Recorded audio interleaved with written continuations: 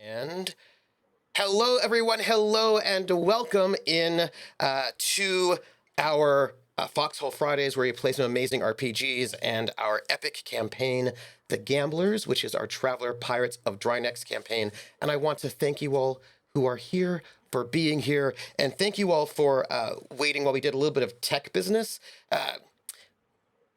Tech is always very exciting, and it's not me, it's the some software, you know what I mean? And you're like, what are you doing? Fix it up. Anyhow, we're here. Everyone can see each other.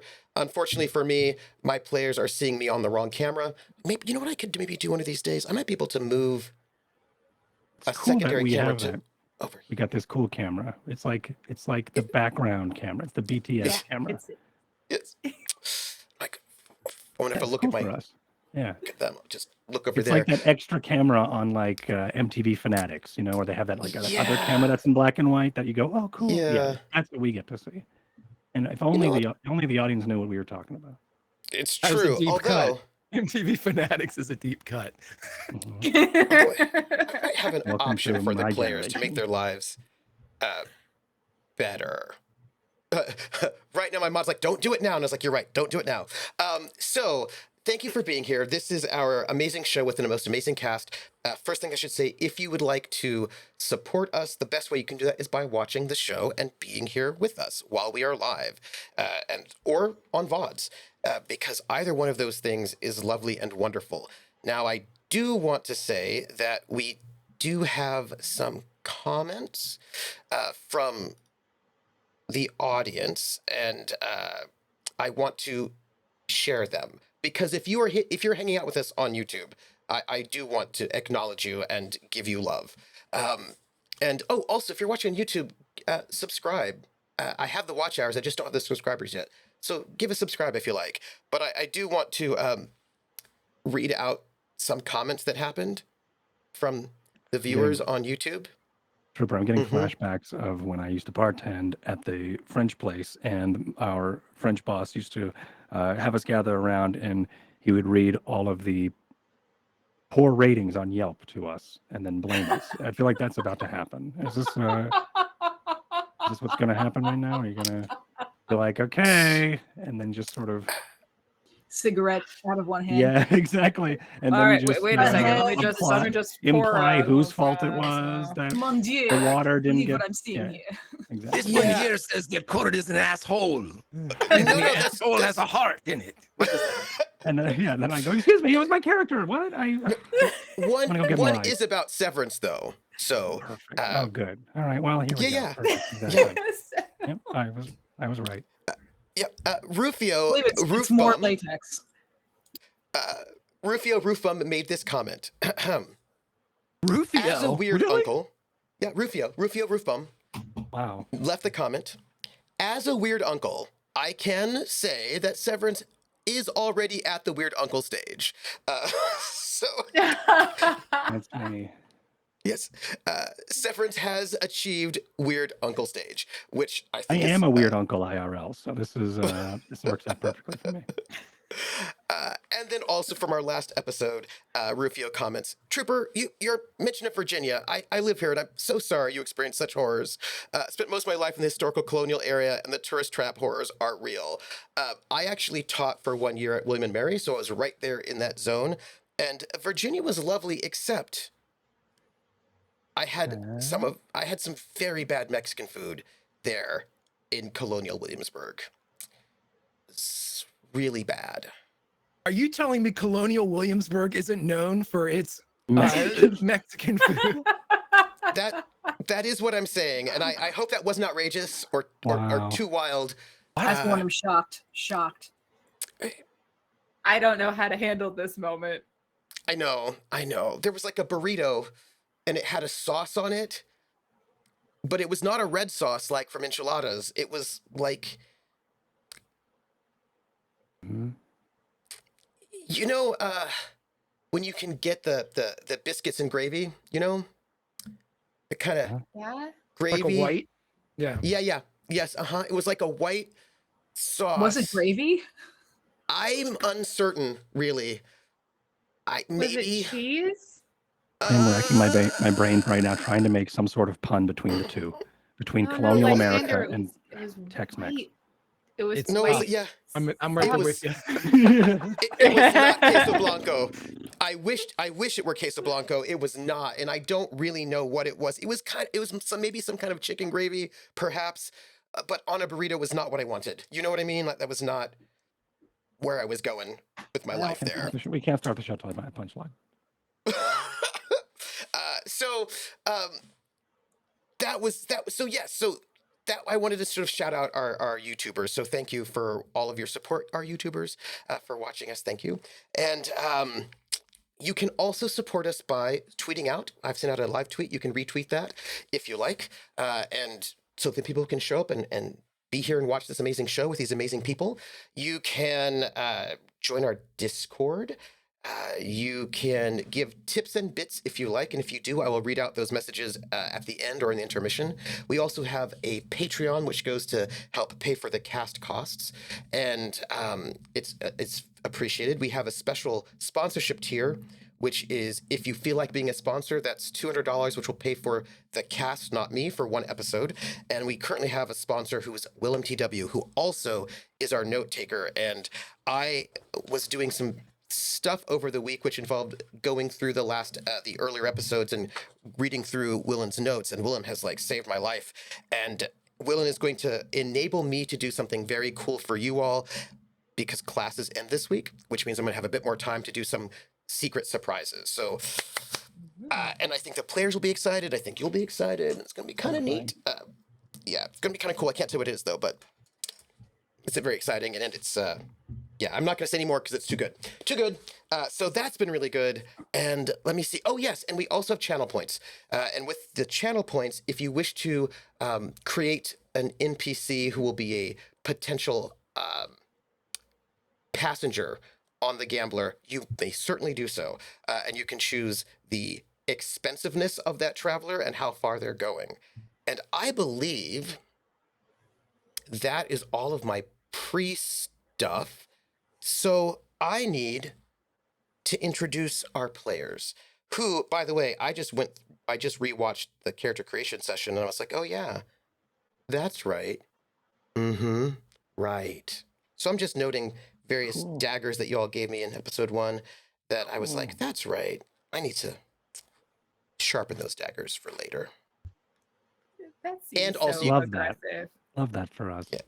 Yeah. And also you forgot some skills that I was like, oh, you have to add that skill to your character sheet. So You find out how many luck points I have? It's been a season and a half, and I think we got there. Three. Right? Nice. 3. Because you Could've rolled done that. 6, but did. Thank you so much. you took extra terms. And so you're at 3. Right. Mhm. Yeah. All I got So was 4 and Siete years ago. That was my pun, but that's all. Oh, There's really nothing well, that's else. I was just reminded about Severance's career, you know, Which how one? he, well, how his first term he went to the Merchant Academy and got kicked out for getting addicted to drugs and spiraling. And that was Which because, career or which As- severance? well, at least the theoretical one we know, and then he became like terribly addicted to these drugs because he was a clone and it did not work with his physiology well. And then he was a drifter for like 4 years until he got terrible amnesia, didn't know what happened, and lost that career. As And then he do. became a merchant.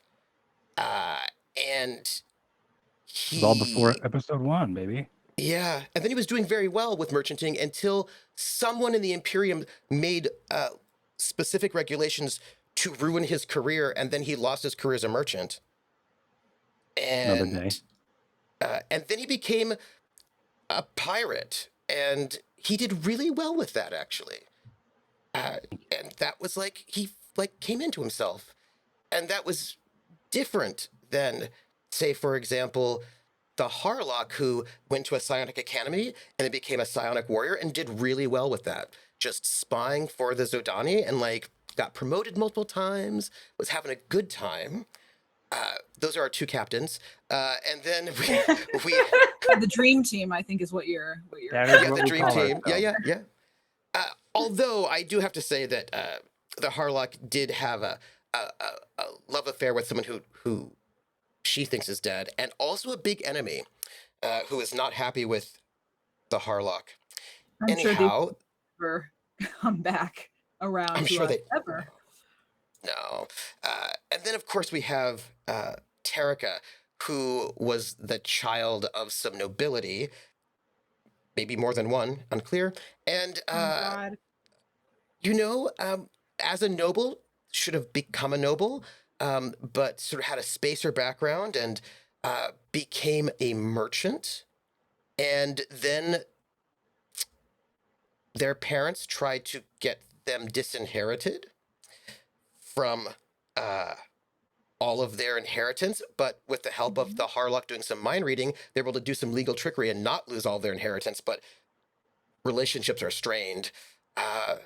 And then they lost their ship when there was a war with the Aslan on the Aslan side of the border that involved some attacks and violence, and their ship was destroyed. They somewhat traumatized by that and sort of came in this way. And then, of course, we have our 4th member of the crew, our good doctor, who started off as a farmer and went to university, had 3 in education, had like very little education, but very smart, got into the university, lied his way through there, became a doctor.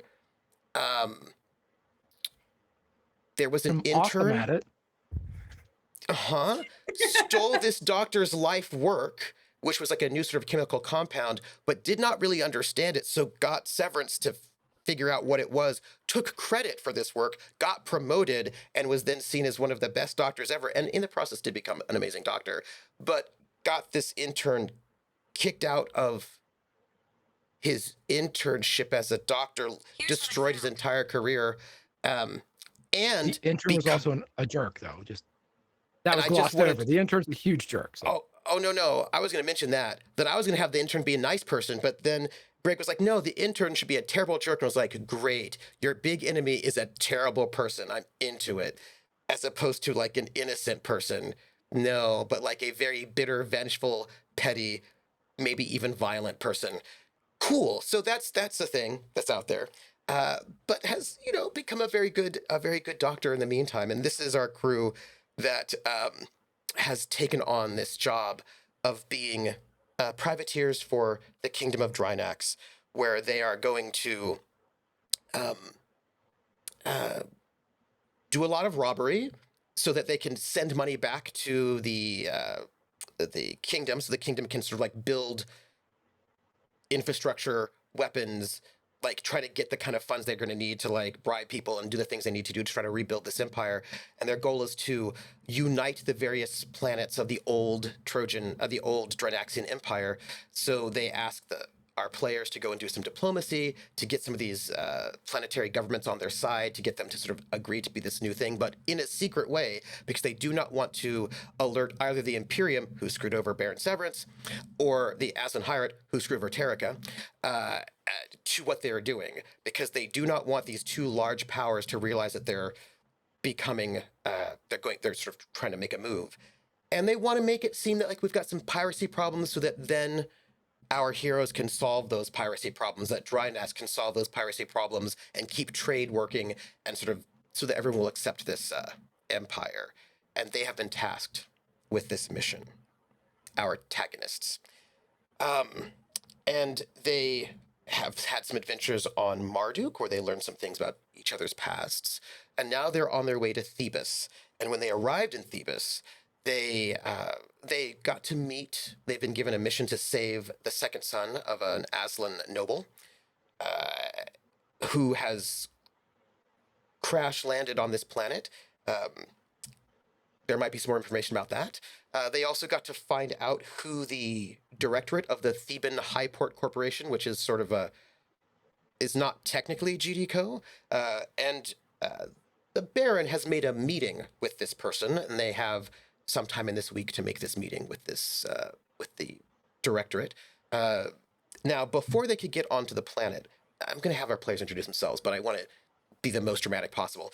Before they made their way down to the planet, when they were all sort of gathering information, the Harlock got a psychic message wherein the Harlock needed to go and meet with a contact, and the Harlock left, and we're going to find out what happened with the Harlock. But the very next day, the crew, minus the Harlock, went down to the planet for this safari with one of their passengers, Jaeger. And things happened, which I will not say, but I will have our players introduce themselves at this moment. And what I would like you to say is to say who you are, say who you're playing, and answer this question. Because I have my notes. We have like this pretty awesome merch store where you can get our the Gambler's notepad, which I'm using to take notes. Sure, your other camera. Show it over here. Good. Oh my gosh! Let me show it to Yeah, the other show camera. the backstage. Show backstage. Yeah, look at that. Hey. Right? Wow, looks way Right. cooler over here. It's so cool. It's so good.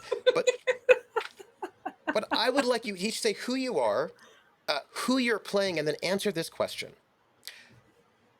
Oh, and there was one other backstage thing I forgot to tell you all. 3 weeks. 3 weeks. That's the thing I forgot to tell you. I'll tell you in a second. So, who you are, who you're playing, and at this moment, as your characters have made their first piracy mission, done some things on a planet, and are in a second planet where they've learned a bunch of things, because I was looking at your backstories, where does your character sit at this moment when it comes to their thoughts and feelings about their professional future? So taking into account your professional past, where does your character feel about their professional future? They've had a promise of maybe becoming a duke on a planet. Right, there's some options and possibilities for each one of you all, and I would love to know where your character is at in terms of what they think about their future. And I want to start with Severance. Oh, Cord. all right. So hi everyone, I'm Cord. You can follow me on twitter.com/mythematic, which is so confusing. And if you wanted to get more confusing, I'm also starting a HUDless playthrough gameplay channel on kick.com as the HUDless Horseman, because I like to confuse people. But go over to That's Twitter, amazing. follow Mythematic, and you can see what I'm up to when I'm up to stuff. I do a lot of stuff, and it's great. But I'm Cord on here on Twitch, and I do D&D and such, and I play games, and I draw, and I make things, and I do a lot of stuff. Anyway, today I will be Baron Severance, one of the captains here. He is a runaway clone and a piece of shit. But the question was, what does he feel about his professional future? How does he feel about his professional future? Yeah. Considering your past, how do you feel about your future? Considering the past of Captain Baron Severance, the two-titled man, I think his thoughts about his future are pretty bright. He feels like he's on a trajectory towards greatness. Um, and he's going to try not to let anything get in his way. And I don't really know what it is, but I think Baron I feel like he is starting to, because he's been called Baron Severance a lot of his life, and it started to turn into his first name, Baron, but Yeah. it was given to him as a title at one point, and now I think he's starting to realize and learn himself that he is and can be nobility, and it's just around the corner. It's just going to take some work to get there. The nobility that he is going to be, he feels, is not what you're born into. He has to work for it, and I think finally it's on the horizon. When it comes to this mission, when it comes to just self-appointing himself as captain on the Gambler and the Stone Jackal, I think he is just as he reflects on this moment, even if like time stopped between episodes in this moment, and maybe even before he came down here, I think or when he was speaking with the king. By the way, I always take so long talking about Baron Severance every time we do intros or outros. So hi, and I think he had this thought that he's not going to let luck keep him down. I have 3 luck on my character sheet, which is not a lot. There's an argument to say that he isn't lucky, but also his unluck has led him to where he is now. Which is that luck or is that training? Is that intel or is that education? We had that discussion of what those abilities were in the beginning of it. It's a green room joke, not for you, audience, it's for us. But I think that is what I think he's just very hopeful about this. There is the impending combat that could happen. He doesn't like conflict in a physical, harmful form. He would rather run away and hide, but that's because that's what surviving means. And if he survives, then he can achieve. And I think that's his. That's it. That's his sort of outlook right now. I just realized just now in my monologue there that I play a lot of shitty, scummy, dirty fighting survivors. And that's fun. And isn't that fun? Isn't that something I should probably talk to my therapist about? I will note something about your barrenness. Barony. My well, barony. your noble title. Hair in my eye. You, my friend, were from the surface of the planet rather than the floating palace. Right. You were one of these folks who, you know, in the middle of like the wreckage of this planet. And that says to me that you got that title from the various wastelanders, right? The Vespexers, they're called. Right. That this was a title bestowed upon you by your various other wastelanders. And I would like to know why. What was it that you did that got you in the wasteland, right? That got you appointed a baron for these wastelanders who have nothing?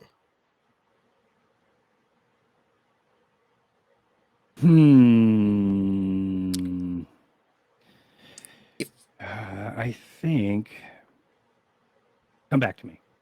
I will come back to you. That's the question I want you to ponder, because the representative of the Vespexers, who is in the court of Drinax, and you know who that is, the community there, and remember, we're talking about these are not huge communities. A lot of these planets are not super huge. But they have awarded you a place of honor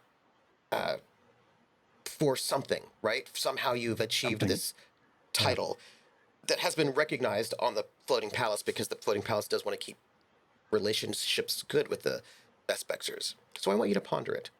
Yeah. Speaking of the Floating Palace, Ari, could you tell me who you are, who you're playing, and considering both the difficulty you had, including the sort of the run-ins with war, the difficulties with your parents, and one of whom is maybe not your parent, and the things you have been doing since then. How does your character feel about their professional future? Hi, I am Ari, and I'm playing Terrica. And all things considered, I think this question is very timely because until I would say about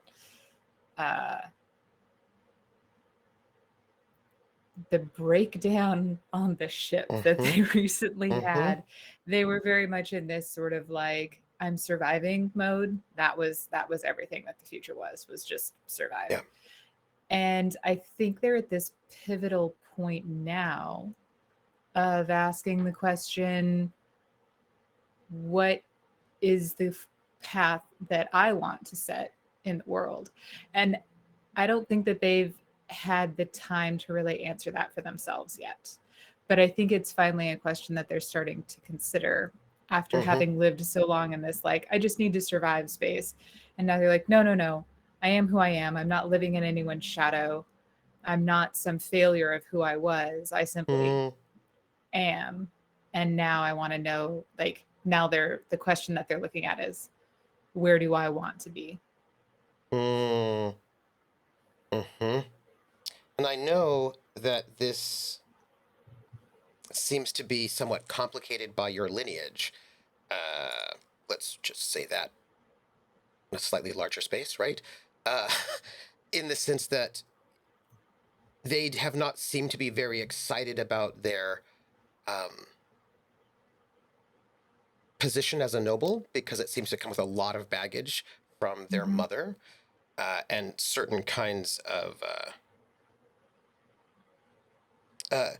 Coldrake notes that there is a vote screen that's covering them. That is an overlay that you can click off, Coldrake. If you go to the right side of the screen, there's a little button, and if you click that, you should be able to see a way to sort of close that overlay. So your mother has a lot of expectations of you, of who you're supposed to be, who is not who Terrica seems to want to be. Terrica seems to have a complicated relationship with being noble, but has also then come into some kind of connection to a great past on Marduk, which might have been a planet that your family had been a part of. And what is your... And there are promises of dukedoms. There's promises of rebuilding the planet itself and of the empire. And you are quite symbolically important in that, especially to your mother. Like you hold a part, right, as one of the nobles. If Severance is a Vespexer, one of the people of Drinax from the surface, you represent one of the nobles. And how do you feel about the possibility of a reborn empire with you being part of it? The pieces that are important to Terrica in all of this are taking care of the Drinaxian people and seeing that sort of rich history come back to life. Now, where they fit within the noble framework that existed before, and whether that means that they will claim some sort of title in their own right or continue to reject nobility entirely and just work. I think that question is still sort of tied up in the who is this person that I am? Like, where do I want to be sort of piece? Because I don't think they're quite at the place of like having made a decision of, yes, I'm going to reclaim the title, and or no, I'm still absolutely not going to do that. But I think they can, like what they've said so far is that they're not interested in any sort of nobility. But I will note that they have kept the crest with them since they got it. And they did not particularly they've appreciate that used one it. creepy guy talking smack about nobility in the way that he did. Yeah. So I think there's definitely pieces of nobility that Terrica rejects. This idea that being noble makes you better than somebody else, and all of the excessive, ridiculous pomp and circumstance that their mother required as a part of like being in court and engaging. That I don't see that piece changing for Terrica.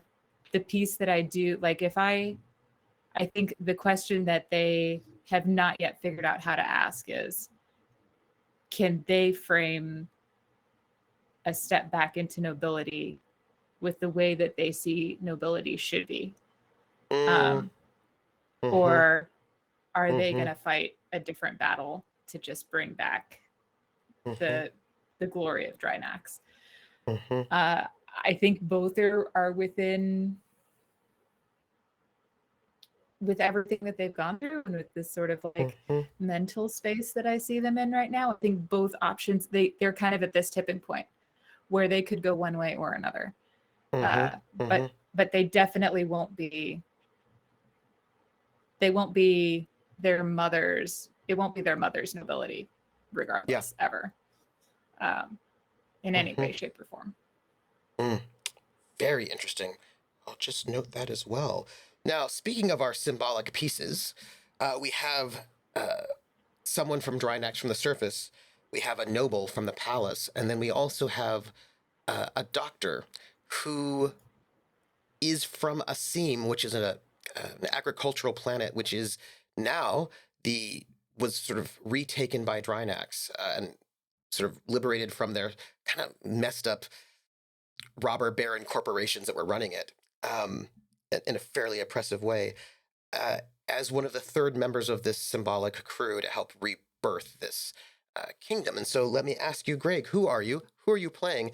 And what does your character think about their professional future considering their past? Okay, great. Yeah, my name is Greg. I'm Grimjack21502. I'll be playing Dr. Valentine Val Morrissey. And what does the good doctor think about his professional prospects? I would say this. We spoke last episode about how information is delineated here in this galaxy, how it's almost like as the pigeon flies from the point of information. Val would say he's a doctor, first and foremost, until the day that he isn't. And the day that he isn't is the day that the proverbial pigeons go out from wherever he is, spreading his name to all points of the galaxy. But instead of doctor, his title was changed to that of sire. That's it. I wonder how your dad would feel about that. Fuck him. Who cares? I mean, he does have a lot of power. Sort of. Does he? Yeah. Sort of. In his space. Sure. Yeah. It'll be interesting to see what he thinks about it. That will be an interesting day. Yeah, it will be, won't it? Now, what's interesting, of course, is that the King of Drinax also reached out to the Harlock, who is an undercover agent for the Zhodani Empire, which are seen of as being quite a threat within the Imperium. The Imperium is not excited about the Zhodani at all, but the Zhodani are all very pro psionics, which the Empire is not. The Imperium is not, the Third Imperium. But the Harlock, as we have learned over time, seems to have had perhaps slightly other reasons to come to Drinax and to do some of the things that she has been doing, including investigating Baron Marrymore, who is the prime for our clone, who we know has been doing some very strange experiments, including having a piece of Drinax the planet, um, its soul, as it were. So, dearest the Harlock, might you, Fox, tell me who you are, who you're playing, and what does your character feel about their professional prospects in the future, considering their past? Yeah. Hello all. I am Rocket Fox, and yeah, I think as far as the Harlock's future goes, which we're talking a lot about Zhodani for anyone who may, from wherever it is you come, just be joining. Harlock is actually Zhodani, so I hope you're all sitting down for this one. But yeah, I think it's kind of twofold in a way. I think just because she was immediately put into a lot of pretty hardcore training, Yeah. and this whole path was really laid out before in a way that she wasn't, she wasn't mad at it. But it kind of just ended up being the whole expectation and what was going to be happening. So I don't know that she super thinks about the far, far future in terms past the immediate stuff she's working on. Because I think also the work, in subterfuge as she does, Yeah. you never know that you're guaranteed to make it to the next job or, anything like that. So I don't know that she really thinks about it too much. And the other thing too being that it's not like she gets a whole bunch of beforehand information before she goes in on something. Like it'll Yeah. kind of be, this is what you're doing, go forth and do. Even though she has been out here for vacation, for some years now. Undercover on work, I suppose. They say that despite Mhm. the fact that it is a little arid, Drinax is a great place to visit, to just, kick back, relax a little bit, Mm, see the sights, hear the mm, sounds. mm, mm. Interesting. How Oh, you are no. a knight. You are a knight. Uh, with the Zhodani as a Psy warrior. Yes. There's a reason why you get to be the. You are important that way. Um, how was the last time? Like, feel like you might be slacking on your job, right? I mean, I'm just curious about. What? Um, I'm just No. curious about that. I I think slack is such a strong, Just strong asking. and seemingly unpleasant word. Um, Mhm. and to be fair, on this on the solo episode that we had with our Yeah. friend the Harlock, did find out some some things that I think could possibly make up for that Yeah. that whole business. Yeah. Uh, yeah, but I mean, stuff like this takes a while to, and it's uh, trying to figure out psionics and how they span beyond just the Zhodani Empire, and if in fact, I don't know, people are for whatever reason getting stronger in some different areas and things like that. Mhm. I mean, that's not just an overnight uh, gig per se. Mhm. But I will say, and this is probably something she would not necessarily openly speak with her superiors about, but Mhm. she's definitely in a place where if it came down between, do the job and Mhm. do something that would put the crew at risk, I think that would have been a lot easier of an answer Mhm. in times prior to all of Yeah. this. Yeah. I think that's So, fair. you know, you I'm know, just making notes I on all know. of that. Yep. Yep. Yep. So, Fox, She I she also thinks frogs are very slimy. She doesn't like the taste of lemon. She doesn't like lemons. And I was like, all right, we're May gonna have have a a slight frog. bee allergy. Excellent, excellent. We're gonna pull back our curtains. We're gonna pull back our curtain, and we're gonna start with you, Fox, at the moment. You had received a receipt with some psionic writing on it that could only be seen when using psionics, asking you to meet someone.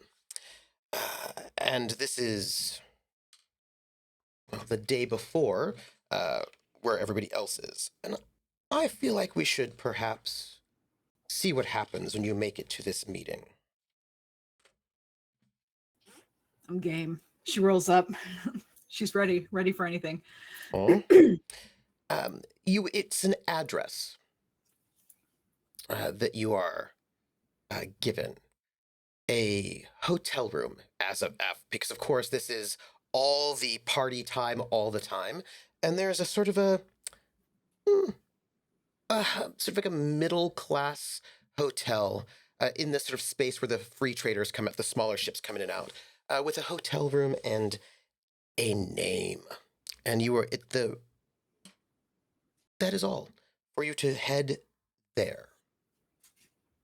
And this would, I imagine, be a name she's not familiar with.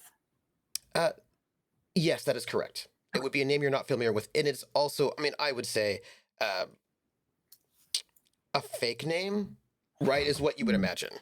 Mm-hmm. You know. All right. So I imagine she would obviously slip away whilst everyone else is busy insert fun activities. And There's kind a lot of of just drinking. yeah. Not Brain that, slurping. yeah, well, Slurping on she brains. oh no. After of course participating a little bit in the drinking, then she'd go over to this middle of the road hotel to see what's going on, to see what it's all about. The hotel is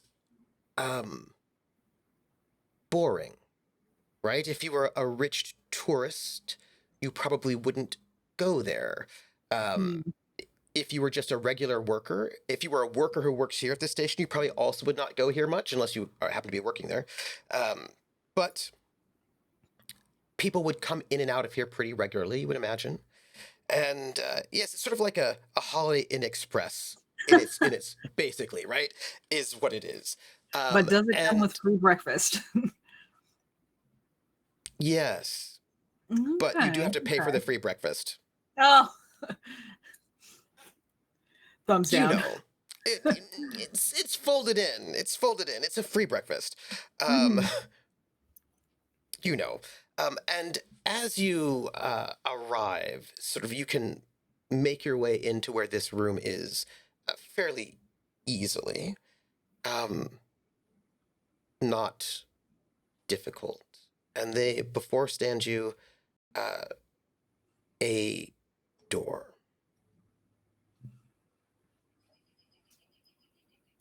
And this is the door to the room. Mm-hmm. You know, we're gonna send in a psionic hello or something like that. I'm not gonna actually knock on it. Mm-hmm. Roll your telepathy. Yeah.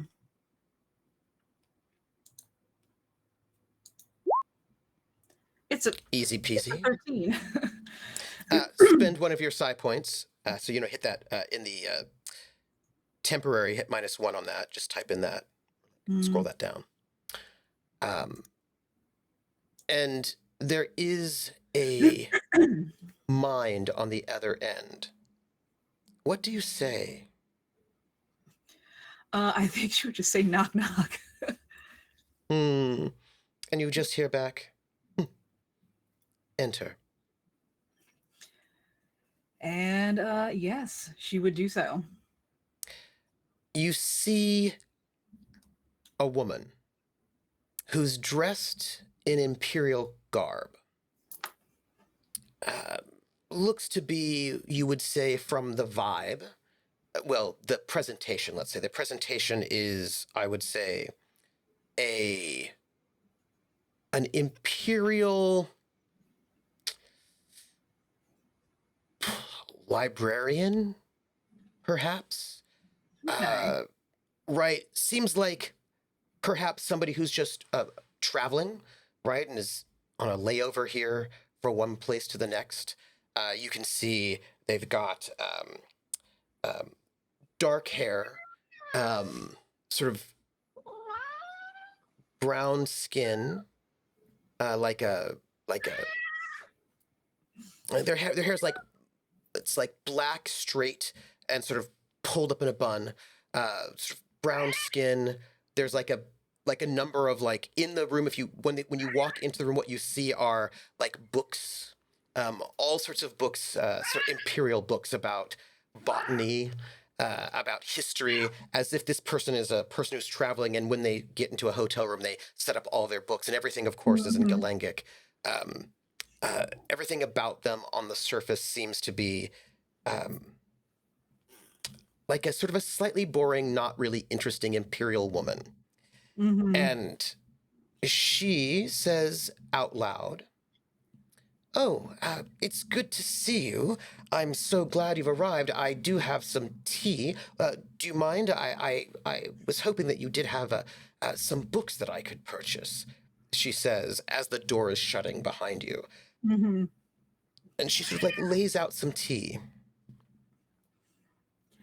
Yes, it's a pleasure to be seen. What exactly kind of books are you interested in? Oh, when I imagine that you would have so much. And as she's saying this out loud, she's speaking to you in her mind, and what she says in her mind Mhm. is not at all what she's saying out loud. Um, in her mind, she looks at you. Well, she's looking at you. In her mind, she says, "You're injured." This would be back in mine. I'm mostly healed from any injuries I'm aware of. Hmm. I'm sure that's not why you summoned me, though. No, I have news. Go on. You have a mission, or at least there are things that need to be shared. A mission other than the one that I'm currently and have been a part of? Yes, something is happening on this planet, and we need your investigative skills. Hmm. My, my investigative skills say it may have something to do with possibly the Aslan. Yes, it's as if I could hear cats in my Yes. mind. It's Uh, incredible how that happens. Such a cutie. Oh my god. There is a woman, the Countess Grey. She's imperial. I've heard of her. She. Oh, yes. She is, apparently on her tour of the Reaches, the Grand Tour. And she's in some sort of ridiculous competition with a Brigadier Mhm. Jaeger Ayers. Yes, that would match up to the information that I have indeed. But our sources have said that she has met up with some Imperial Special Forces secretly. Really? Yes, we have some forces that have said that she um, was involved in some black market dealings for a surface to air missile that would be good enough to take down a small ship. That she has access to on the surface now. Yes, but there's more. Really? Yes. The surface-to-air missile that she was able to acquire is stolen Imperial weaponry. Military weaponry. Forgive me if I'm jumping to conclusions, but with her position, would she not be able to just obtain something like that if she wanted? Yes, she would. But Hmm. instead, she got stolen Imperial weaponry that came through an Aslan smuggler. Oh. Shit, yes. I see, I believe Yes. where this is going. And from what we can tell, a small number of Imperial special forces has arrived on this planet, on this high port, surreptitiously, under false names, off the books. Hmm. And they have been on the planet's surface for some time. And we would like to know what the Imperium is planning.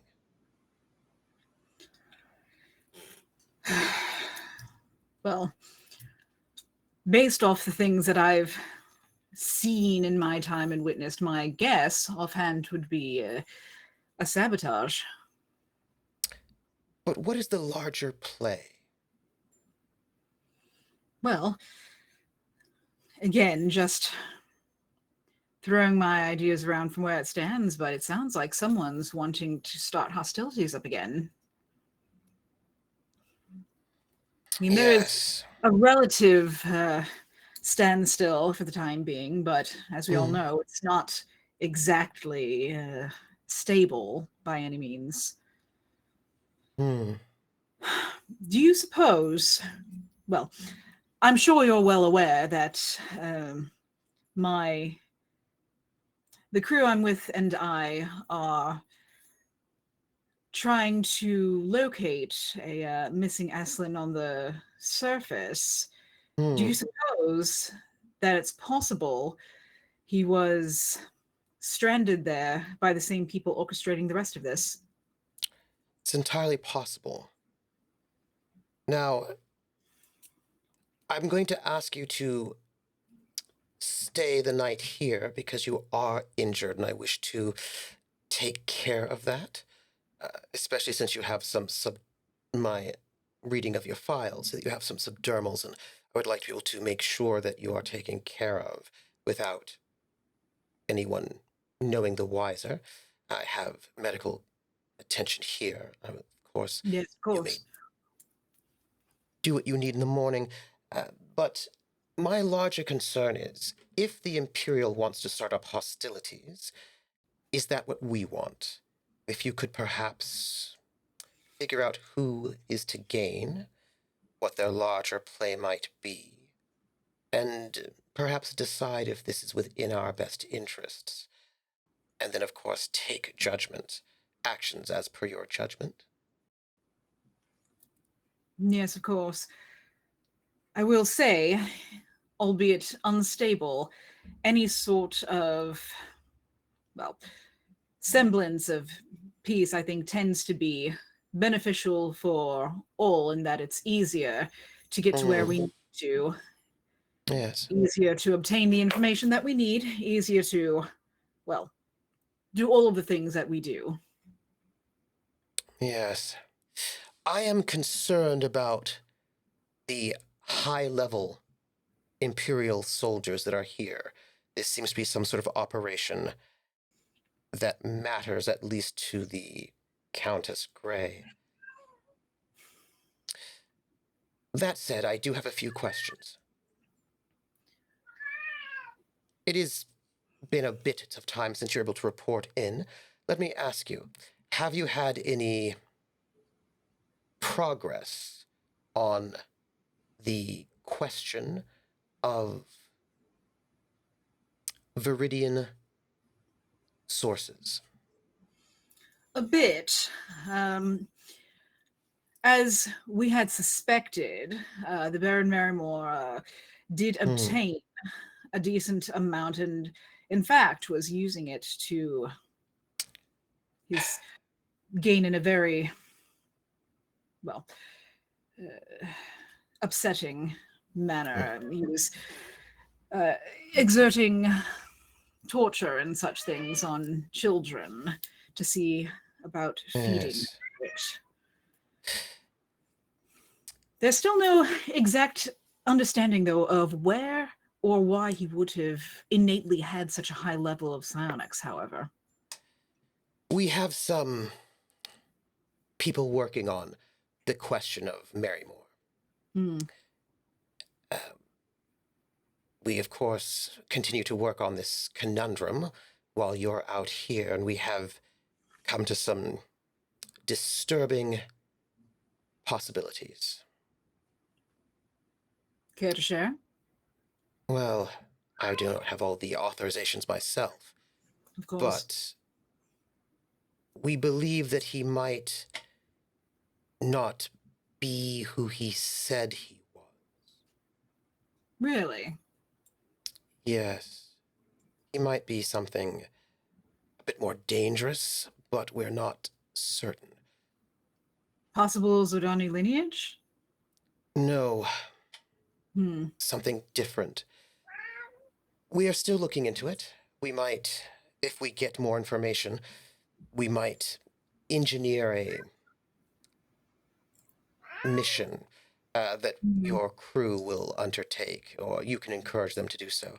Something that will seem a bit more innocuous, but there's something about the Baron Marymore and his lineage that could be terrible for a lot of the known space. Well, If our suspicions are correct. Well, even his lineage to the side, the primary Barrymore, very unfortunate for most of known space, just inherently as he was. Especially in the position of power he held. Do you have any leads on where he found such a large amount of Viridian? We in the consulate would be very interested in knowing where there might be good sources, and perhaps we might be able to secure those places if you have found them yet for the consulate. Well, not just yet, unfortunately. Whenever I discovered the source that he was using, it had been excavated and was fairly deep into Imperial space. But we do know that he made his way here into the Trojan Reaches. Do you know why? Have we been able to track down what his activity here was and what it was for? Well, some of the things that I do know offhand, you would see, not the person that she's speaking with, but the viewer sees then a thought bubble of the card video playing of the original Baron and that whole thing. Yes, from some information that I've gleaned, some of it may have been purely for pleasure. I'm going to need a deception from you at this point. Sure. Why, Why, I'm so deceptive. That's, in my defense, it's not complete deception. It seemed like he was having a nice time. I mean, he was, but you do know a little bit more about Viridian than you're at locations than you're giving on. That is true. Also a bit more. Why did Oh, this all right. roll? Okay. You I rolled rolled an an 8. That is very, very good. Yeah. Not rolling an 8 would have been less good. I think the way that I would put that.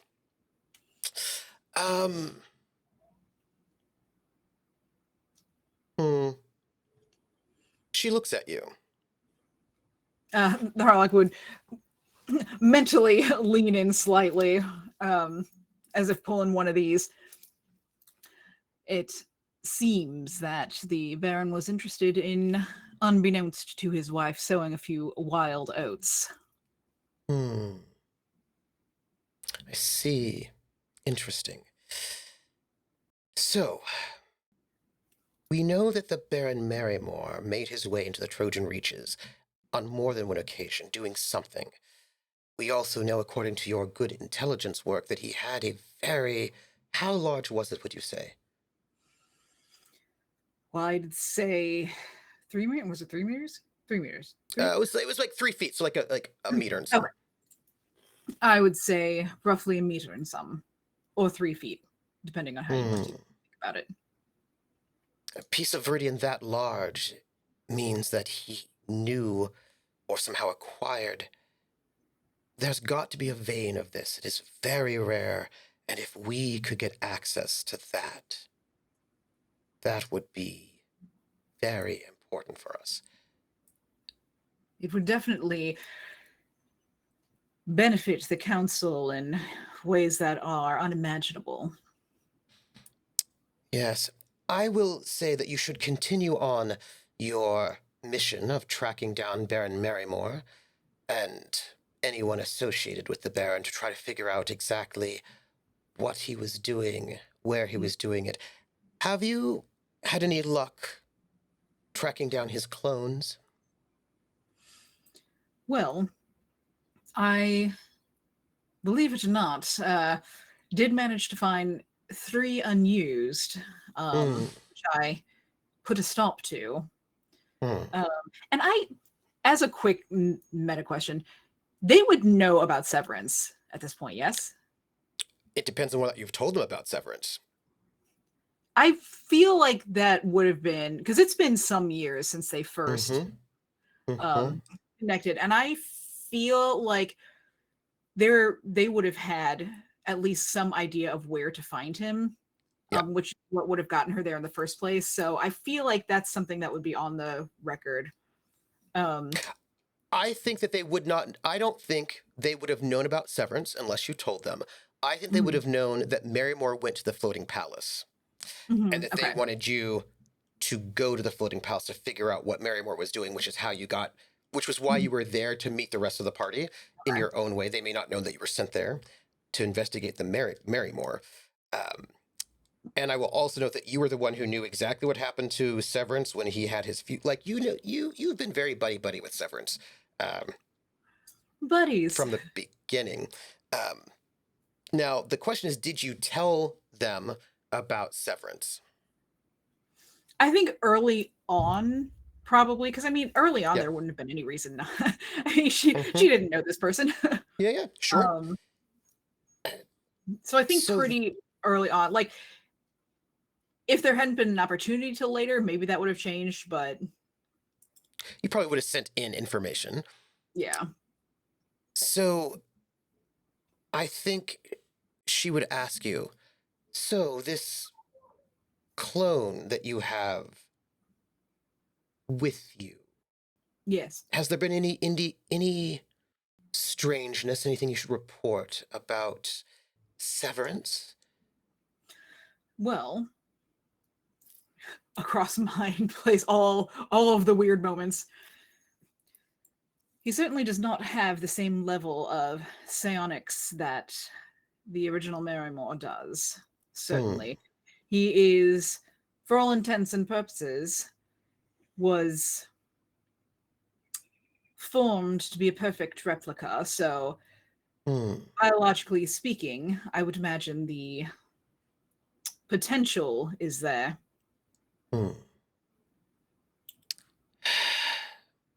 Keep that clone close.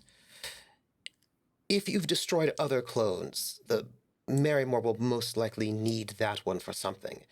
And we have concerns about Marymore's larger agenda and their use of technology and what they might be Yes. using it for. Well, I can tell you this, that to my understanding, with all of the research that I've been able to acquire, it does not seem as if there are any more clones available, save for the one that he's utilizing now. So he will be more limited, which will also make him extra dangerous.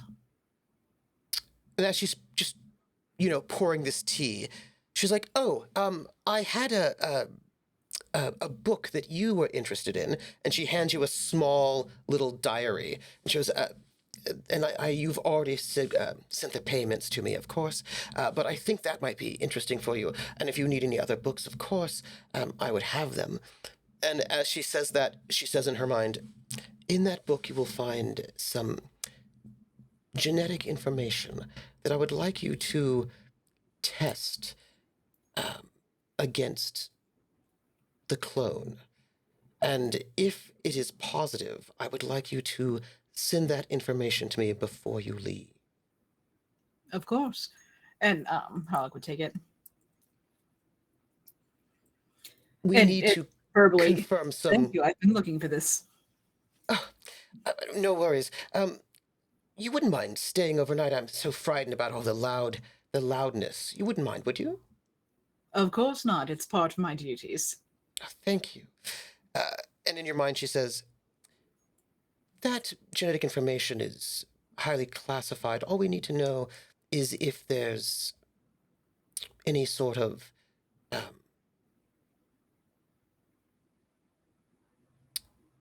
relations, as it were. And I know you have a doctor on your crew who I'm sure can do that sort of analysis.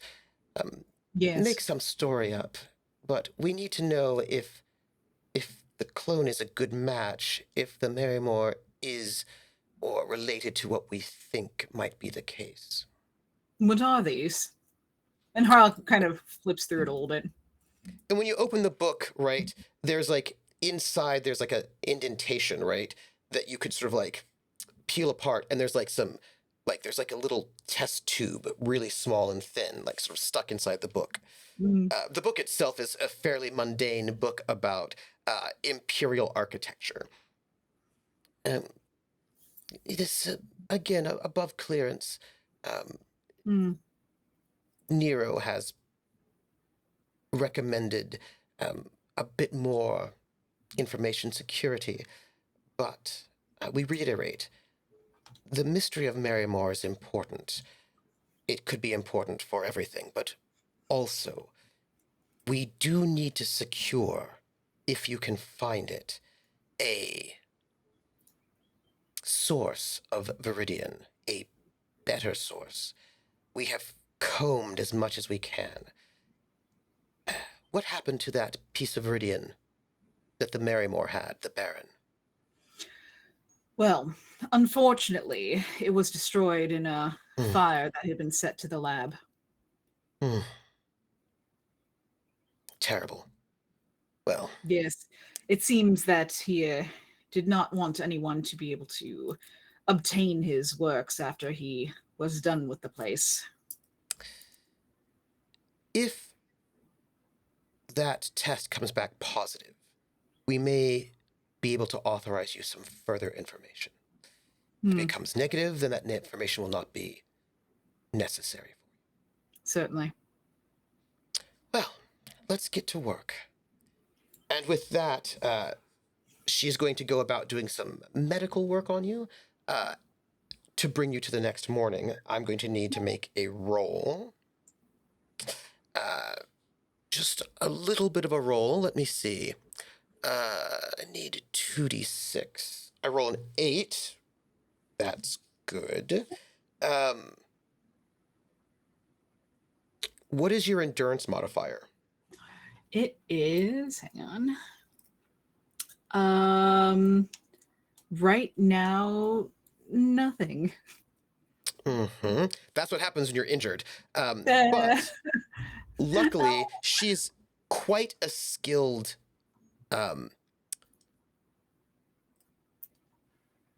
medical expert. And she is able to sort of set some of the injuries that you've had. And with her role and her skill, you will get 5 endurance back. Yay. But you will need to sort of spend the entire night sort of like resting and healing in her quarters. Sweet, that And makes me even.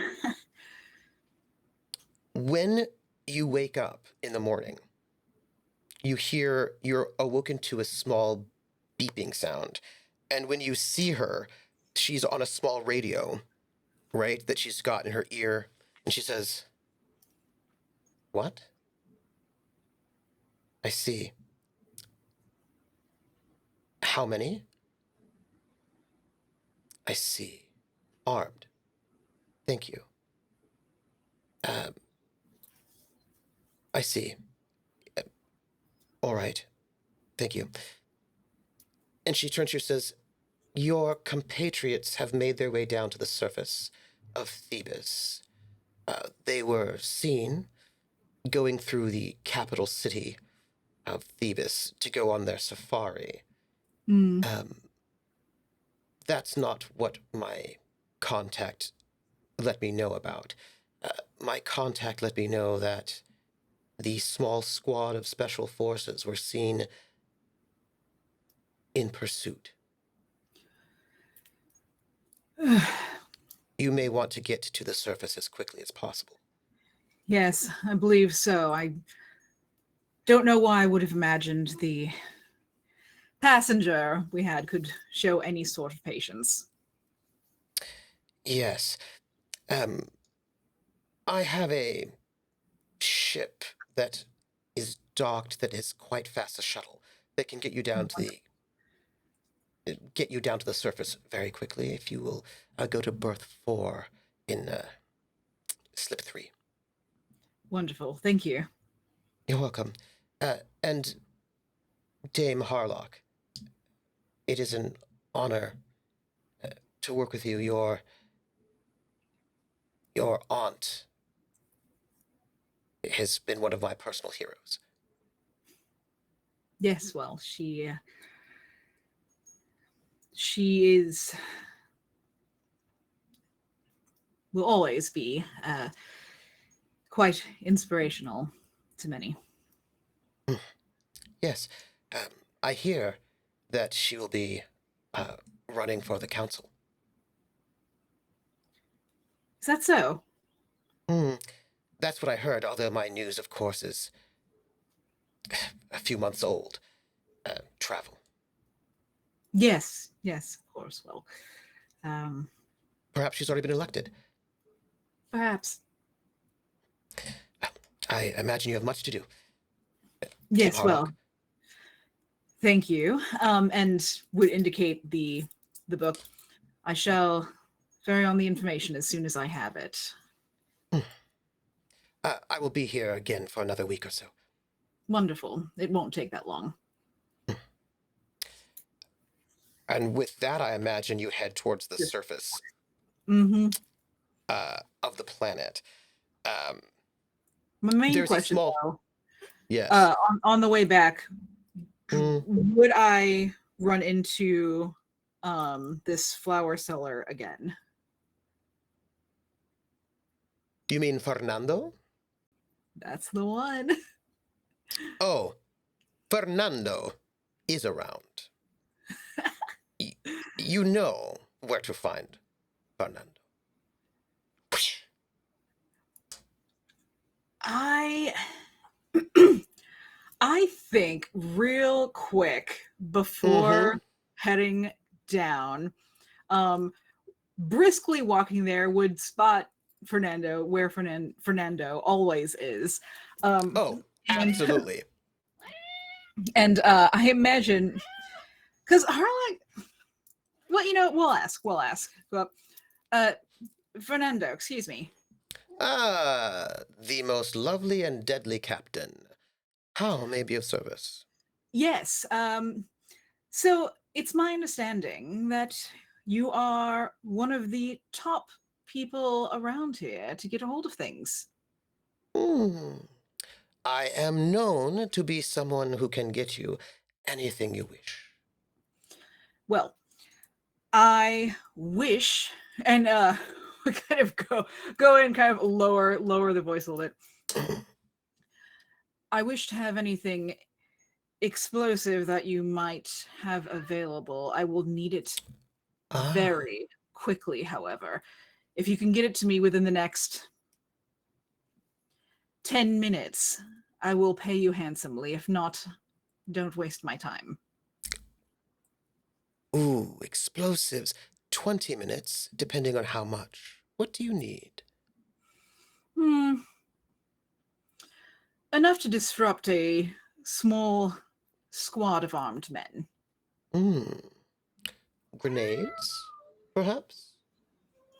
Why, Fernando, you've made me the happiest girl. Where can I have them delivered? Berth 4, you'll find me at the entrance to a shuttle. I will arrive with pineapple. Wonderful. And he turns briskly. He's got a nice backside. You might hate to see him go, but like to watch him leave. And he heads off, and he sort of, you can see him move very quickly, heading down and then off towards like one of the sort of more, there's something really seedy, but a bit more sort of like less like fancy posh parts of the ship. As he goes off to sort of see what he can find for you.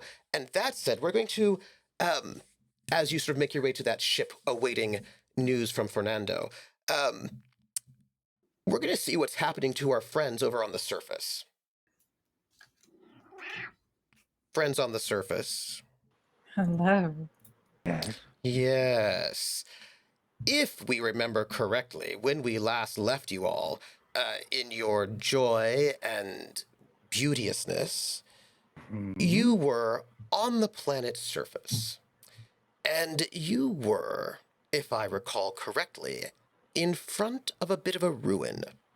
And in those ruins, you had a number of Aslan Ihatai, including Fatateos, the second son, and 4 that you could see of his crew. People who seem to be, and amongst them only 2 rebreathers. And they were lightly armed. They were out of breath and somewhat irritable. Vaguely injured, mostly roughed up. They seem to be okay, but dear Fatateos is sitting on a throne made from the wreckage of his ship that had been shot down. And they have some weaponry, but they don't necessarily, I mean, there are 5 people in the middle of a jungle is you know, what you have. And it is perhaps a bit awkward because, after all, they said to you,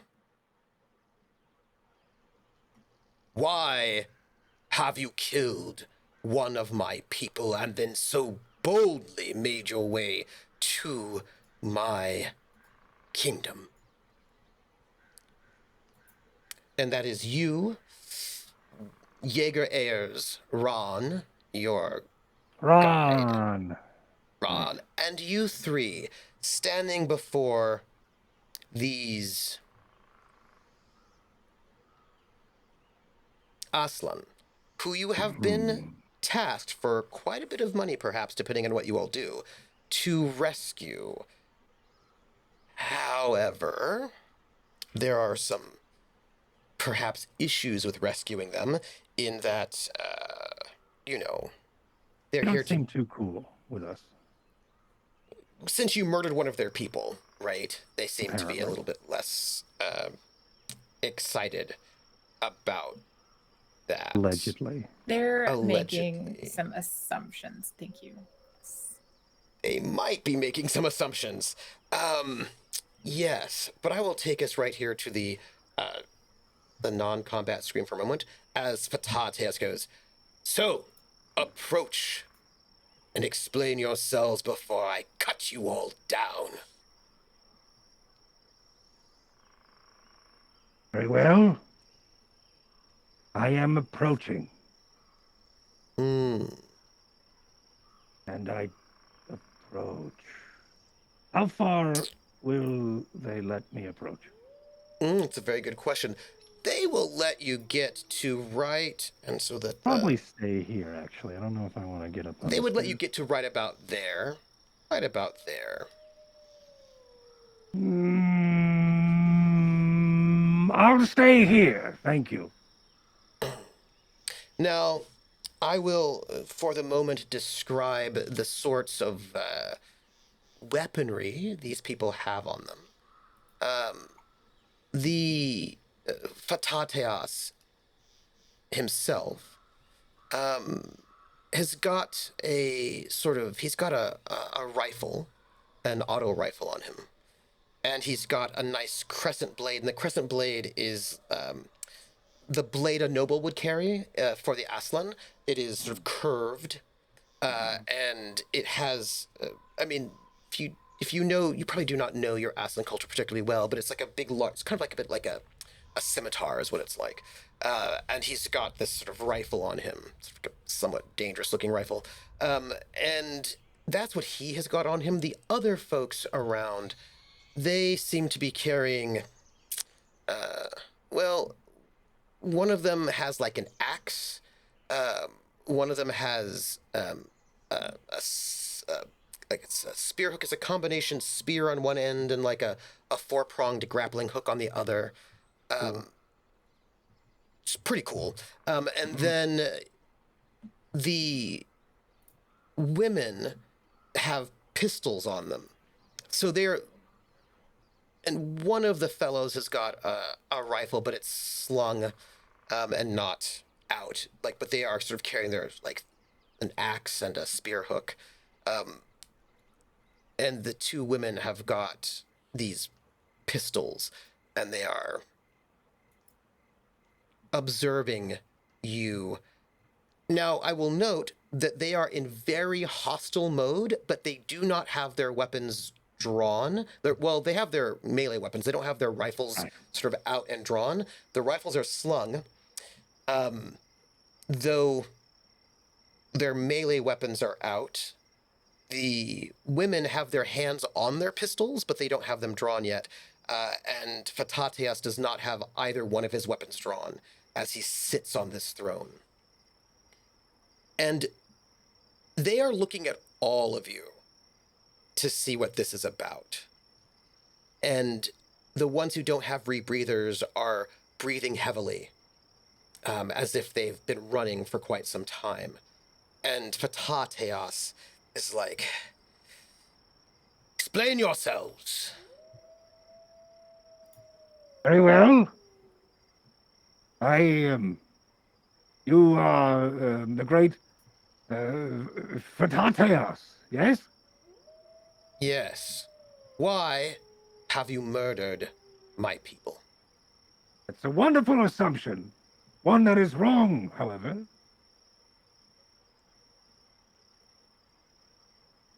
Speak. What happened? What happened to one of your people? He looks irritable. And he turns to the group in the back. And he points to the group in general. And he says, "You cannot fool me." And he sort of stands, and you can see his three-fingered fists clenching, as you can tell he's sort of getting angry. "You are clearly a hunting party." I believe you are mistaken, and I would not be so foolish to try and fool the great Fatateas of the jungle. king of the jungle? Is that, Yes, I remember you mentioning I something am like the that moments king ago, but it could have been last week. of this planet. I have claimed it for mine, and clearly, you all wish to stop me. Says who? Why else would you have murdered one of my people? But we haven't murdered anyone. Trooper, Of can your people. while this exchange is going on, Yes. Val needs to lean forward because Jaeger's still with us, correct? Yes, and Jaeger's got his rifle with scope. His hunting rifle with a scope that looks very much like a hunting rifle with a scope, like hunters would have on him and out. Yeah, Val leans forward to him, and in Aslan, or with Troca, or whatever how you pronounce it, Yeah. leans forward and says, "You should lower your weapon in Aslan to see if he understands what he's saying." He looks at you and he goes, what are you saying? Okay, he dismisses Jaeger and takes a step forward, placing himself between Terrica and the host. And in Aslan, he says, your father sent us. He suspected that there was trouble. I'm going to need from you a language roll. Sure. And this is a difficulty 6. Do Val, I what are get you a saying, Val? boon because I'm specialized in Aslan? No, you get to roll your Aslan, though, right? You roll your Aslan. Yeah. 7. I'll spend a luck to make it 8 if that's what it's. Oh, you said it was 10? It was just a 6. Oh, there we go. All right. Because I this like is about Aslan culture that is somewhat less obscure. This is going to be very tricky because if he leaves, he admits defeat, Right. which is going to go against his pride. I have something for that. So Yeah. So it's about saving face, right? There has got to be a way for him to be convinced to leave without losing face. Because if he just leaves, that will be a loss of face. gotcha. I know this is all about honor yeah. and about Yeah. status. So Yeah. in keeping with that honor and status, Val is going to say the following. Your father does not wish you to leave here without claiming a great prize. May I present this Imperial General? He was here to kill a lion. At that, since Val is blocking Terrica, the view of Terrica from these other folk, like Terrica will put their hand on their rapier just in case shit goes sideways. Goes down. You're going to get prepared for that one. And as you say that, he goes, still in Aslan, right? And Trok, he says, is this the one who killed my man? That I cannot say. Certainly fits the package of a killer, though, does he not? He steps forward and walks a few steps down the platform, watching and observing this fellow Jaegers who has not lowered he's not stowed, he's not slung his rifle. And he narrows his eyes. He whispers back to Jaeger, "This might go badly, my friend. Be ready." And he goes, "Oh, I was born ready," says Jaeger Ayers in Galenga that you could all understand, because, that is him. I'm going to need... I don't know what is being said right now because do not speak cat. I need a recon roll from Now is not the time, Severance. everyone. I know I didn't say that in cat. I need Can a recon I- roll. I can't use like diplomacy or something to read this really good. What are you doing? That's a different roll, but you certainly can do that as well. But I also need a recon roll. But Yeah, you is can there, certainly like- make a diplomacy roll to sort of observe things. Absolutely. What's the Val? What cards do you have roll? Oh, deception probably. Okay. Right, to sort of for Yeah, secret to secret see what info. he's doing. Yeah. Okay. Yeah. Oh, Oh, and cool. I'll do recon just first. to Do you want me to help clarify, you with recon? I can help with recon if that would. What is it based off of? What's our? our This stat would be here? intelligence. Nope, I'm good. But I could. I mean, I'll take it, but I'm pretty good with it. One of us should help the other with recon if we can. Not to be meta or anything like that, but it would be narratively correct since we're all on edge. But I That's think well, I think true. Terrica would probably help Val with recon, but I don't know how Sure. much help I'm gonna be. Oh, I'm just gonna roll this Huh. dice. No for the best. I just tried to click my rolls, but Oh, it's yes. giving me a It bunch did a of weird errors. thing.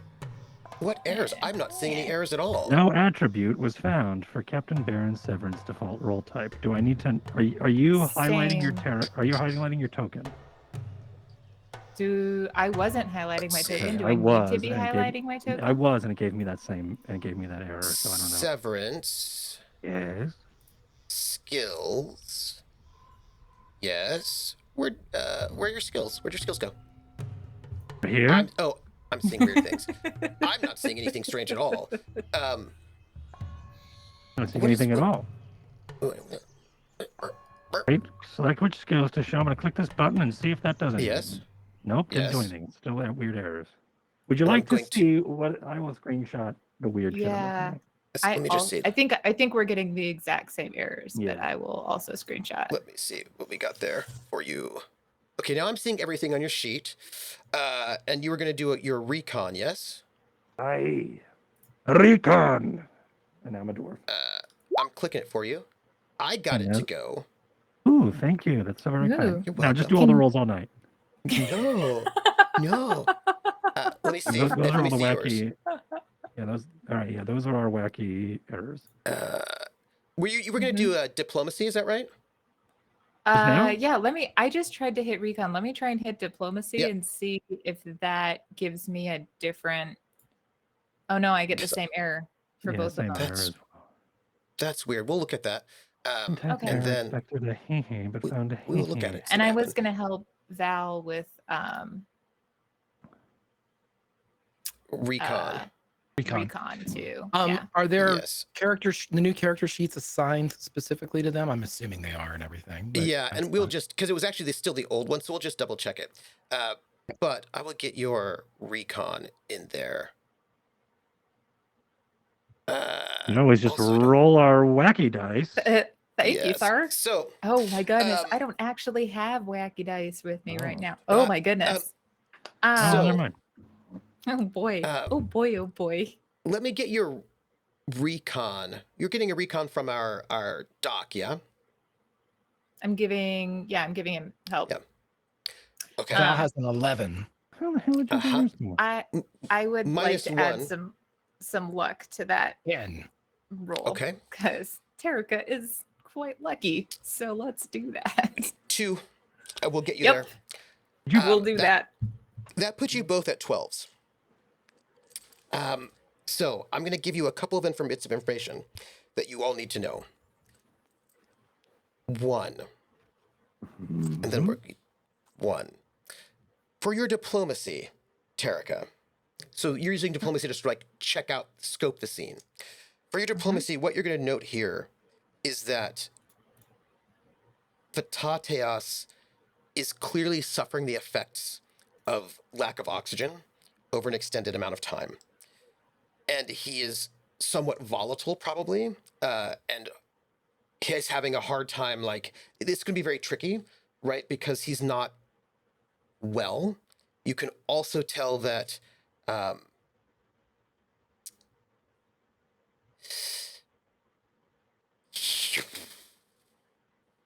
he may not want to stay here, but he may not know how to get out.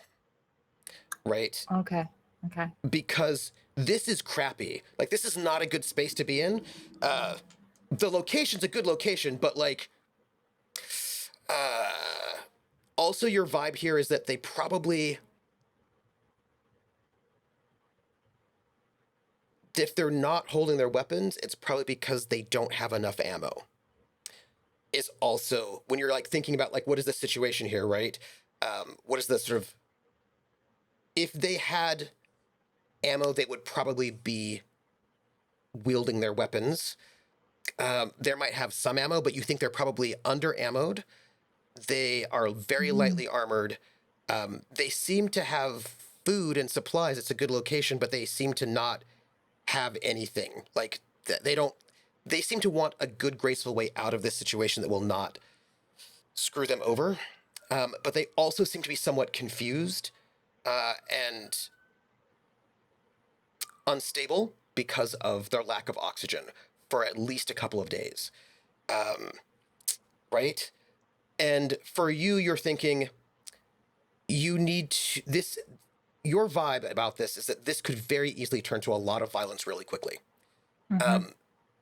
Because there's a lot of irritability and the tension is heightened, and also they've lost people. They've lost folks. And so this is going to be very touchy because this could easily turn to violence really, really quickly. But they look to you competent, right? They look like they're competent fighters. So that would not be great. But you also get a vibe, because you got a good diplomacy check. They're a little bit desperate. So they could turn to violence in order to get the supplies they need if this does not go well, right? So they're not in a good space. They're hostile towards you. They want out, but they need an excuse. They're probably underpowered in terms of weaponry right now, and therefore vulnerable. They already had somebody murdered, which means they're probably a little bit scared, but not able to actually admit to being scared. If they don't have the weapons, if they don't have the ammo they need to defend themselves, and somebody was murdered, they're probably feeling a little bit under attack right now. So there's a lot of, when you're thinking about this in terms of like reading it in terms of diplomatic space, this could be pushed over to violence really easily. And diffusing it will be a little bit tricky, right? So building trust would probably be useful if you don't want to get to violence. And allowing them to sort of feel in control, because they do not seem to feel as if they're in control, right? So like a sense of like a lack of control, feeling attacked, endangered, embarrassed, right? There's like a sense of like, the diplomatic take would be to let them feel like they have sort of sense of control and safety to sort of try to de-escalate if that's what you want to do. But if you want to do other things, those other things would be very easily done. The lack of, if you wanted to escalate, that could also be done fairly easily. No murder. I'm just saying. Okay, thank you. I know I'm in the minority on that, But let's talk about what those two recons have seen. What our two recon friends have seen. So recon friends. Well, I'm a recon friend. Yeah. I am as well. Okay. Notice the music is turned on. For no reason. Doc, All right. you notice inside the tree line 2 more Aslan warriors hiding with their weapons out, though. So they have their rifles out and they've got them trained on you, like your group. They're not about to fire, but they clearly have weapons out just in case, right? And they're sort of being secret. They're backup, right? Adding to a little bit of tension. Severance. You're a survivor. Am I the only right? one over here? No one else approached?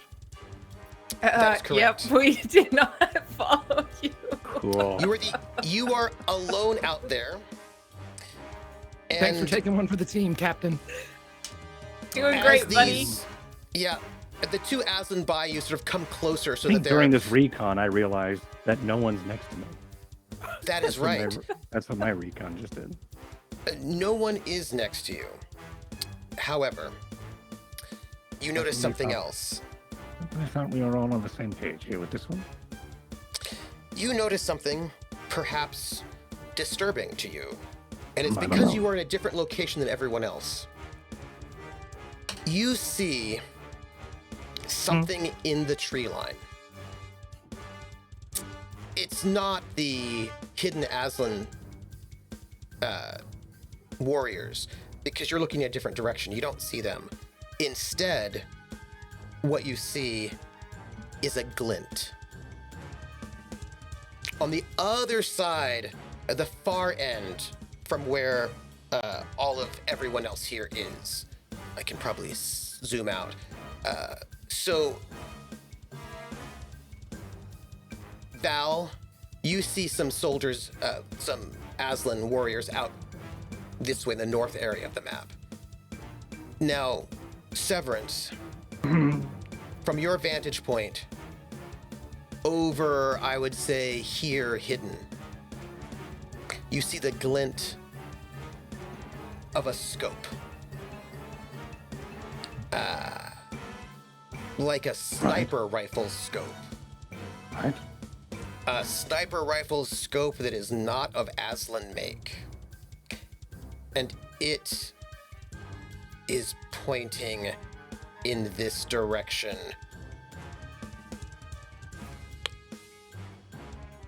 In which Towards your direction? friends. Towards my friends? Mm-hmm. May I act? No, because we're gonna go on break.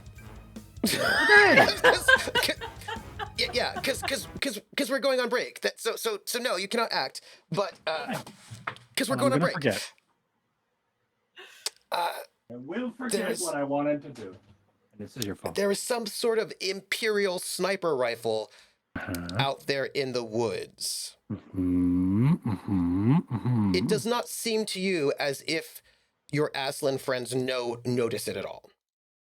Cool. Yeah, so we're going to go on break, everyone. Right now, we're going to take a nice 10-minute break, and I'm going to see what's going on with their character sheets. And I want you all to stretch and hydrate Take yourself. the dog out. Take Close the dog chicken out. coop. Close the chicken coop. Yeah, and that's not a euphemism. I have to go put the chicken away. No, but you know, we're going to go on break. We've got at least one sniper. At least one, maybe more. We don't know. And we have a Harlock going to see if she can find you all. And we're going to go on break, everybody. We're going to go on break.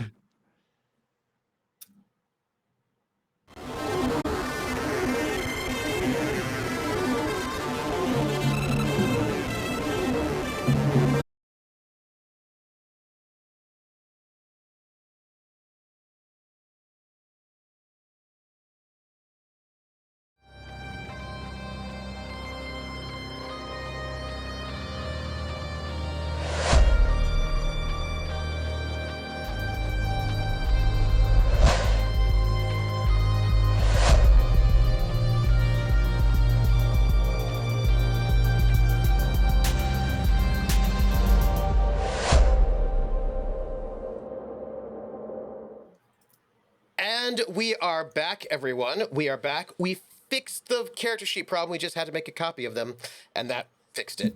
Why? We don't know, but it did. Yeah, it did. It did.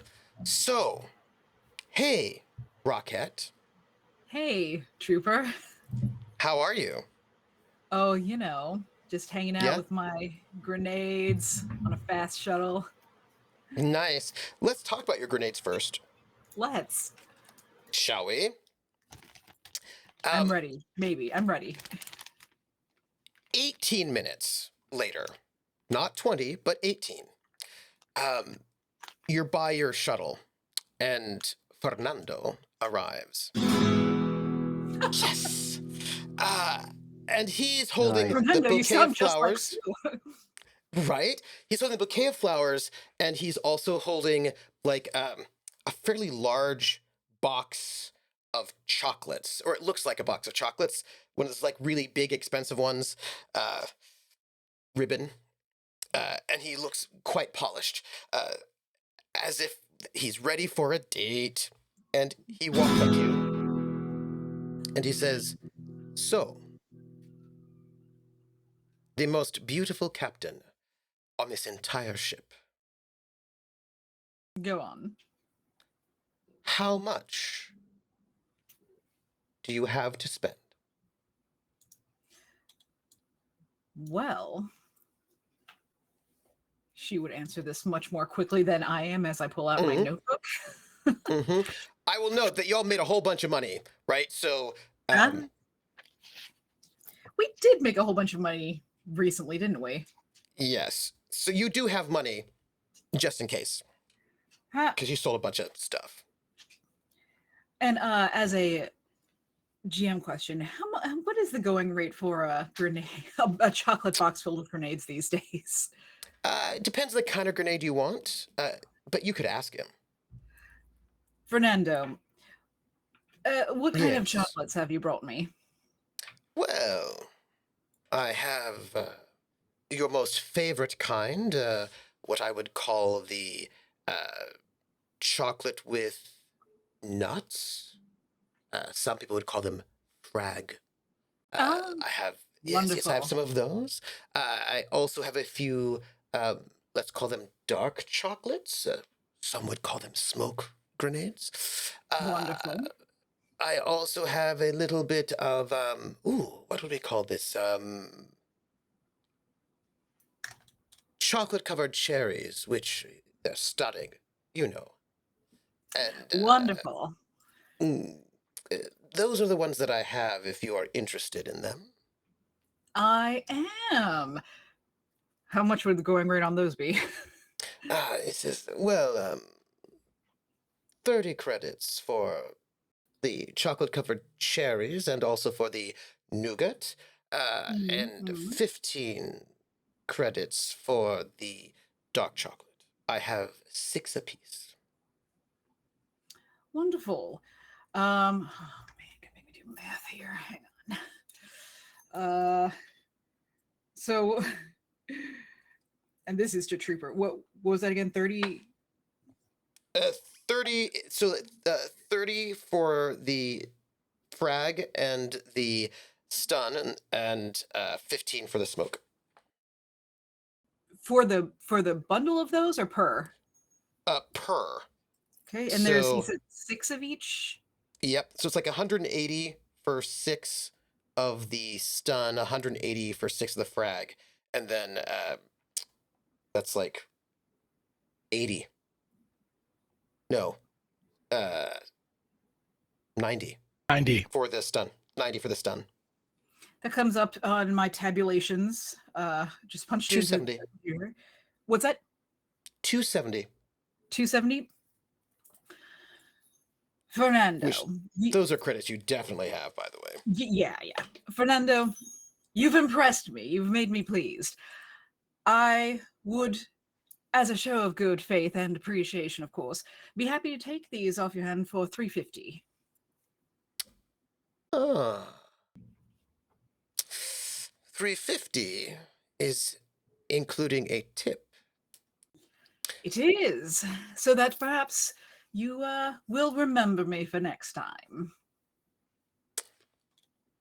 Captain, I will always remember you, and I will remember this tip Wonderful. because Fernando does not forget people who are helpful and generous.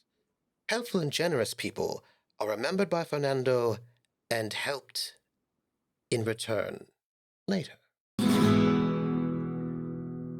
Well, those are words and music notes that I love to hear. But wait. He puts out his hand to you. He takes your hand and he gives it a kiss. Oh. And he looks up and he says, "For you." And he reaches down to his, like, down below the sort of the robe that he's wearing to where his boots are, and he pulls out a small stiletto, and he says, "Someone as beautiful and deadly as you deserves something beautiful and deadly," and hands you this dagger. Fernando, that's twice you've made me the happiest girl. That one is special. It's close to my heart. I think you will find it to be well balanced and fast. Wonderful. I shall name him after you. And I hope it brings you pleasure and joy. I'm sure it will. Oh. And he reaches and he pulls out his little computer and he sort of hits a couple of numbers and he sort of sends you his contact information. Wonderful. And I think, this has gone well. I think the Harlock would, when somebody sends you a text like, "Hey, it's me, Fernando," send back, "Hello." And you will notice that this is a different sort of. This is like he'd given you like his escort contact information earlier. This is not that confirmation. This is a sort of a slightly more unlisted number, as it were. Bit more of a business number. Wonderful. And he sort of bows and he says, "Happy hunting on whatever it is you are hunting down below." Thank you so. May make many sales. I always do. And he sort of turns with a flare, and he sort of heads off. There he goes. Mm. At that, take my new wonderful box of my variety box of chocolates. It's a variety box of chocolates, as a matter of fact. Yes, and head onto the shuttle. Make my way. Try and stop whatever's about to happen. Yeah, there is a pilot who does not speak to you, but the minute you get in, they sort of take off and they head down towards the planet. And this is a very, very fast shuttle, and it is clearly a private shuttle, probably quite expensive. And as you're sort of zipping towards the planet's surface, faster than most shuttles are going to be going, because, that is how that is, the pilot just shouts back, "Where to?" Is there... All right, so for this, I'm going... What is the... So when the gang landed, I imagine it would have been somewhere nearby. I mean, directly down, not like on the other side. Well, they took the shuttle, which means that they would have landed at the capital city, which is also the only city on the planet. And it's also only has 8,000 people. Okay. I would on the know, entire planet. Yeah, I would know that they would not still be in the city. I think would ask the pilot. Yes, can you take me in the direction of some of the more popular hunting spots? All right. And as you're sort of zooming and swooping down towards the planet is sort of coming in closer and closer, and you can see a planet that is a mix of irradiated sort of brown scrub, sort of dead, but like moments of lushness sort of rebuilding. As we get closer, as we get closer, could I try and do a Claire sight? Interesting question. Too far away, but or I guess maybe as awareness. As you are sort of like awareness is about your own body. Like that's awareness allows you to like. Yeah, I mean, still a clairvoyance, but one one of them. However, before you do, I need to point out something that I do believe that you would know. Oh, okay. Because you seem to know the Baron very well. I mean, you have been... In some ways, almost better than he knows himself. Yes, in some ways, you actually do know him better than he knows himself. And in no way have you been mysteriously assigned to find out things about him, and perhaps, I mean, none of that, right? Because that would be pretty weird. But you do know that he has lots of little electronic trinkets, and if he were going to sort of send a breadcrumb trail, you might want to check your electronic skills to see if you can maybe pick up if he's given you a symbol, a signal. What I would love to do that, yes. That would be electronics, if you have it. Yes. Why, that wouldn't even use up any of my psionic points. You need an 8, so you might want to spend a luck on that one. I will spend a luck on it. So you have got, you probably have like you could ask your pilot to tune in to a particular signal. Okay. Because you know what his things are. And he's like, yes. Could you switch the dial and tune into signal? I believe the common name for the signal will be Severance's best, number 1. Ah, yes, of course. And you can hear the comms sort of like moving through, and you've given them pretty good instruction how to get there. And there's nothing, just static. As you're flying closer to the surface. And the shuttle then moves over and above the capital city. And the capital city is mostly kind of like adobe buildings, mostly one story. You can see the multiple buildings of this, really a small town, right? And then there's the Capitol building, which is a 2-story adobe building. And you can see sort of farms on the outside. There are a couple of you can see that they have Jeeps, things like they have like vehicles, things like that. But you also see on the edge of the city, like a landing pad for this place, which is where all the shuttles from the high port come up and come down. And it's sort of offset from the city itself, so that if you were like a rich tourist, you could fly down, land on the landing pad, get taken care of whatever you want to take care of, and then never really have to deal with the city itself if you did not want to contribute to the local economy. And he's right? And he's beginning to sort of like fly over and beginning to sort of head like just off in some like just to see where to go, right? Sort of heading off in different directions. And again, nothing. Just maybe you will not be able to find them and they'll be lost. And just as the shuttle begins to sort of bank and perhaps move to a different direction, you hear ping. Oh, that's it. Yeah. What? Here, keep Ping. That's the one. Follow that. Oh. And the pilot missed it, but you were successful. And you sort of able to direct the pilot, and the pilot sort of moves off and heads off sort of northeast. You're heading now over a space of forest. This is a very good land. A lot of the land is not good land, but this is good land. And the land is sort of regrown. And you're coming upon like a sort of a large jungle that has got water. There's a river, right? So this is now a place that would be a good place, I don't know, to take over if you were an Aslan wanting a kingdom. And as you're flying low, fairly low, you can see that the trees start being damaged.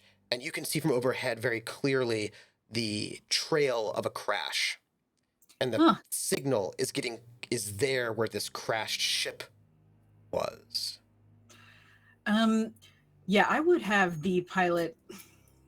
Would we be able to see it visually from here? Yes. Don't approach all the way. Let me off, not quite at the crash site. All right. But, ma'am, before I do, I should let you know that it's not particularly. The air is very thin, and he tosses you a rebreather mask. Without this, you will get into trouble. Oh, Wonderful, thank you. And also, the ground is very often unstable and weak. Landing is quite tricky. I will hover as low as I can and have you jump off. Yes, that will work just fine. Don't put yourself in danger. Yes. Do you want me to land at the landing pad and wait? Or will you make your way back up on one of the shuttles? It might be best if I make my way back some other means. The less to explain, the better. Yes. Do you have a... Would you like to give me your comm signal? Yes. Under the common name, the Harlock is the actual captain, number 3. Is once I go back up topside, I won't be able to reach you, but while I'm still down here, if you need anything, I'll be able to reach you, and vice versa. Wonderful. Yes, give it a little bit of time, but if all goes well, you won't be hearing from me. Just so you know, I'm going to go and land at the capital city, and perhaps have something to eat, and then I will make my way back up. So if there's any need, I will be here. Wonderful, thank you. And he goes and he hovers. Now, it's very hard to find a spot, whereas the forest is not, it's quite dense. But he's able to go and sort of like maneuver down a little bit, sort of find a bit of a clearing. And he's able to sort of lower the shuttle a bit. Can I get an athletics roll? Yes. For you. It's just a 4. It's pretty easy. Right. What makes me the most sad, though, is I never actually took athletics. So, what a shame that is. You can, though, show that skill by clicking that one top button. You can show it, and then you can roll it. You'll just have that minus. Okie dokie, then. Oh my goodness, this is tiny. There we go. Oh no, oh, that's not great. What would I have needed? You need a 4. A 4? Hang on, I have enough luck to make that a 4. So okay, let's do that. I'll add a 3 luck to it. Okay. Now you're basically needing to do a combat jump out of a shuttle and land without hurting yourself is what you need to do, right? That is something I do not want to fail right now. But you do, and you find yourself in this forest, and you have your comms set, right, to hone in on this signal, which is out that way where that downed ship is. So, going to start to make my way. However, I do. How is there a way to tell through the comm how far away? Because the signal is coming from the ship itself, or the shuttle. From around the crash shuttle, like the signal was like in that location. Okay. By the way, when I say crashed, I mean it's in pieces. It is broken up. It is not like a shuttle that is workable. Like you can see part of the fuselage here, and part of the wing back here. Like shuttles. Yeah. Yes. Yeah. So, all right. If that is the case, at this point, how far did I get dropped from this? Well, the crash seems to be everywhere, but from the source of the signal. I'd say a long distance, so like 200 meters. I'm gonna wait till I get a little bit closer, because I want to do beyond that. To circle. And then, oh my God, Aslan's everywhere! Oh no! Aslan's. Are you? I'll make my way a little bit closer, so then I can do a Claire, just kind of telescoping out. Would you like? I feel like you can do life detection. You can do. I want So what I want to do is, and maybe someday I'll have this Tactical up. awareness, another thing too. Yeah, I think that's more of what I'm wanting. Mm-hmm, Hang on, this should be. It's not. Yeah, I think tactical awareness because I want to get a sense of who all is there. Like, kind of as much as I can of who is there, and not necessarily who specifically, but just life forms that are in this space and what the positioning is. Yeah. How close do you get to this crash site before you activate your power? Pretty close, I would say. And like also at the same, and I can roll a recon for this, keeping a eyes on a swivel, also just to see how close I can safely get. Roll your tactical awareness. It's a difficulty of an 8.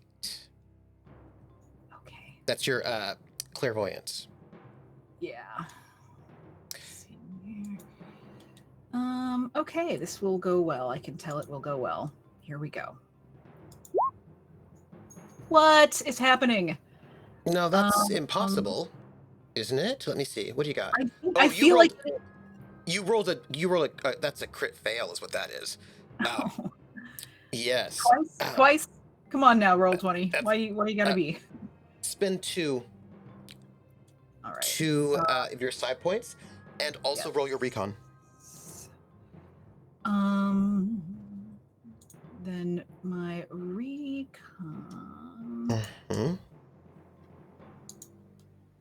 All right. 7. Good. Okay. For a second, I thought that was a 1. I was like, roll 20 is in jail now. So you send your mind out to sort of get a sense of where dangers and foes are, but you can't sense anything.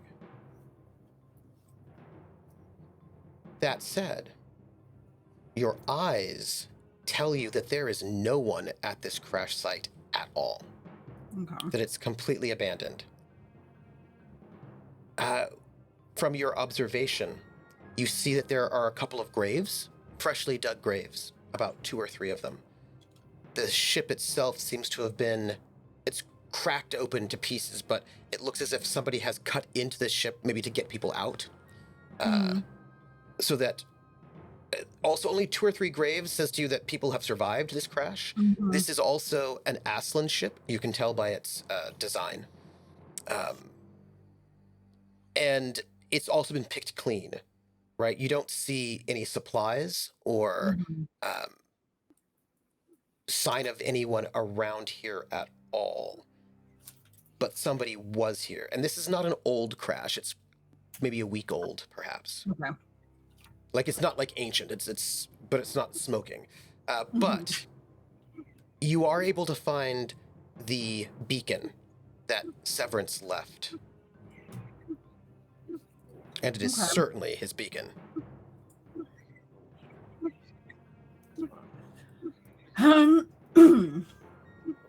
Well, I will retrieve it and turn it off.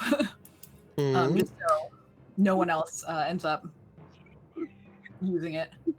And you are alone in the forest by this crash site.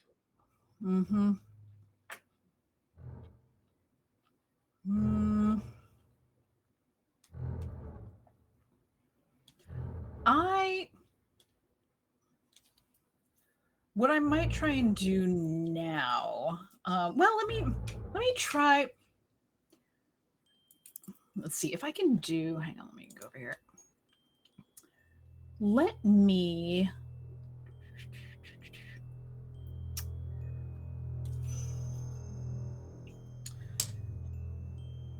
I guess I'll probably use recon again. I was going to try and see if there's anything else I could use.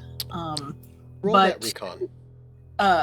Not investigate the crash site anymore, but try and see if there's any tracking about that I can do, or... So let me ask you a question, and this is a very important question that I'm going to ask you. Hmm. For no particular reason, Oh. you can decrease your difficulty by taking more time, or you can increase your difficulty by taking less time. What would the regular difficulty be? The regular difficulty is 8. And that would be like 1d10 minutes to really search this area. You can make it a 6 if you decide to take 1d hours to search this area. No, that's too long. Or, I mean, I don't know if your friends need your help right now. I'm just wondering. Yeah, I'm not going to take longer. I don't think I'm going to take shorter either, just Okay. based on what I've been rolling. So we'll just go Yeah. the standard amount of searching. But I have a question for the assembled friends who might have a sniper rifle pointed at them. But very specifically, Baron Severance, I have a question for you. Friends assemble. Yes. Yes, I have a question for you. When you were traveling,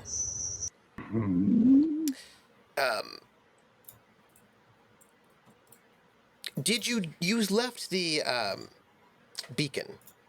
Yes. Did you do anything to make your path more obvious for others?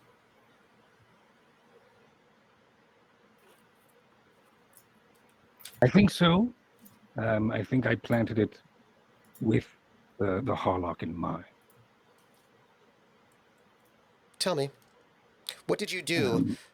I mean, I don't know if I imagine you didn't make Right. Well, breadcrumbs. no, I wouldn't have left any breadcrumbs to show where we are now. No. Well, I think that I mean, I don't think Terrica was particularly subtle as they were walking through the forest. That's not really their forte.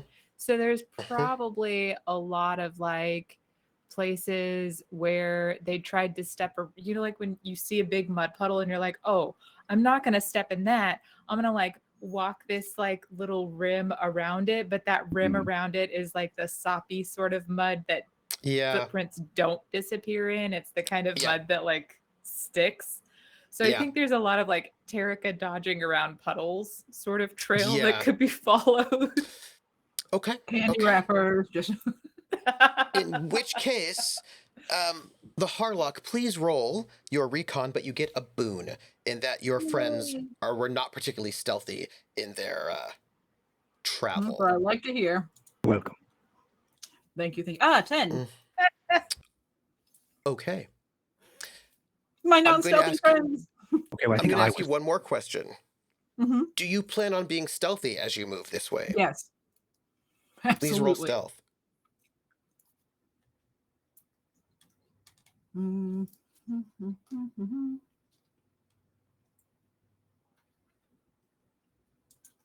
And I will just know what you rolled. Let's see. Because I just need to know. I need to know. Oh. Yeah, it's a good one.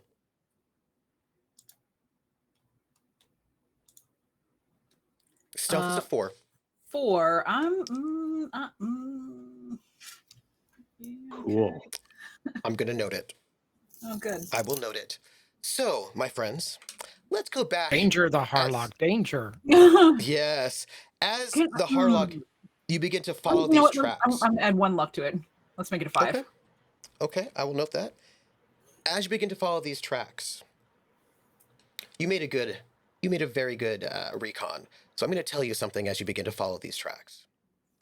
And when I finish telling you, I'm going to find out what our friends do.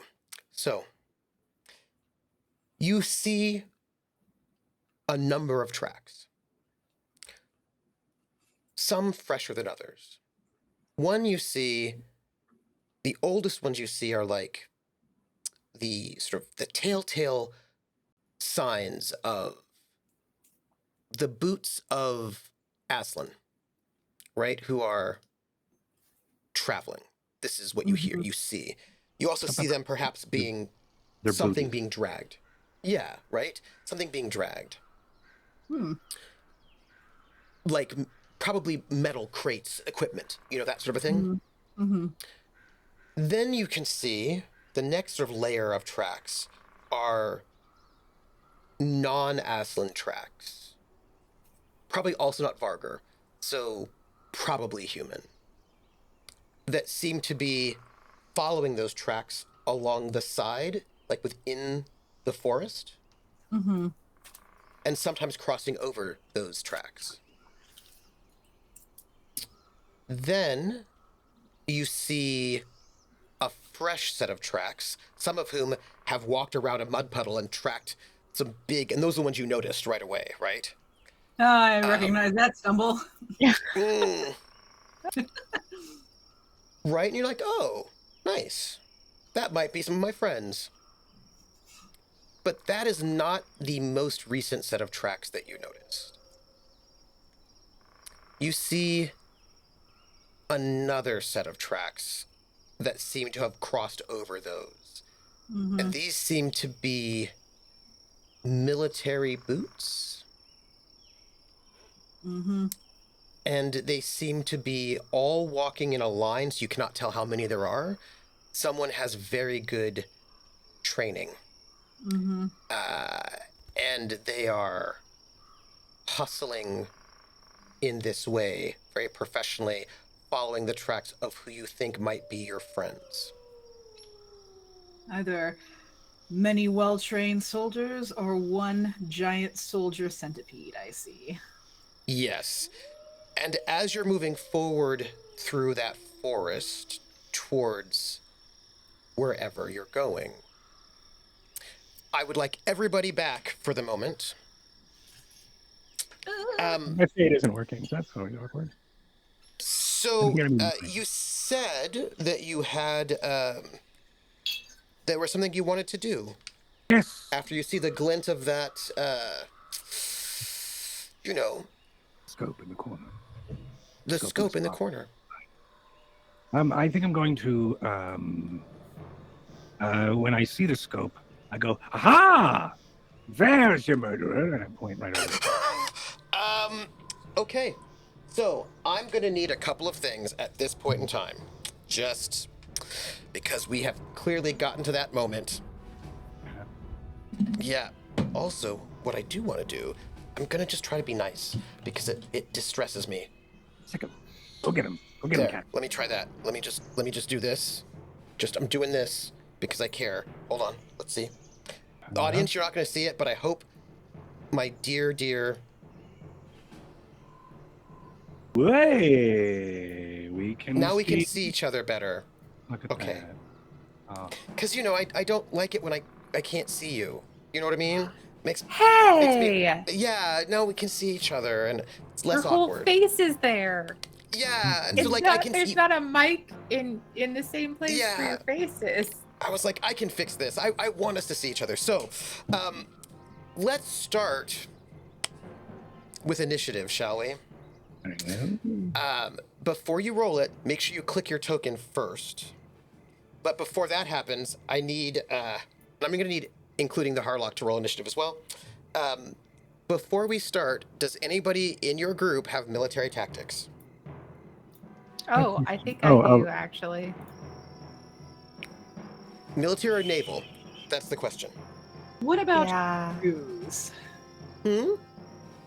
I said, what about Carouse? Sure. No. But Carouse won't help you here, but if you have tactics military versus tactics naval, that would be useful. I have naval tactics. That will not help. Okay, never mind. Because but- that's like but- space but- battles, right? It is, but you can actually play. So here's the thing: you actually can, you can do it with base. So you should have tactics at 0, and then naval being your Military? No. bonus, right? Yes. So okay, let me fix your character sheet. Your character sheet says tactics 1, but it should be 0, and then naval should be 1 because that's your specialization. Cool. Which means you can roll tactics without the specialization, but you just don't get that bonus. So roll tactics, but not the specialization part. And that should do it Like for that? you. Perfect. Yes. Yes, thank you. It's probably in combat, right? I'm gonna roll as well.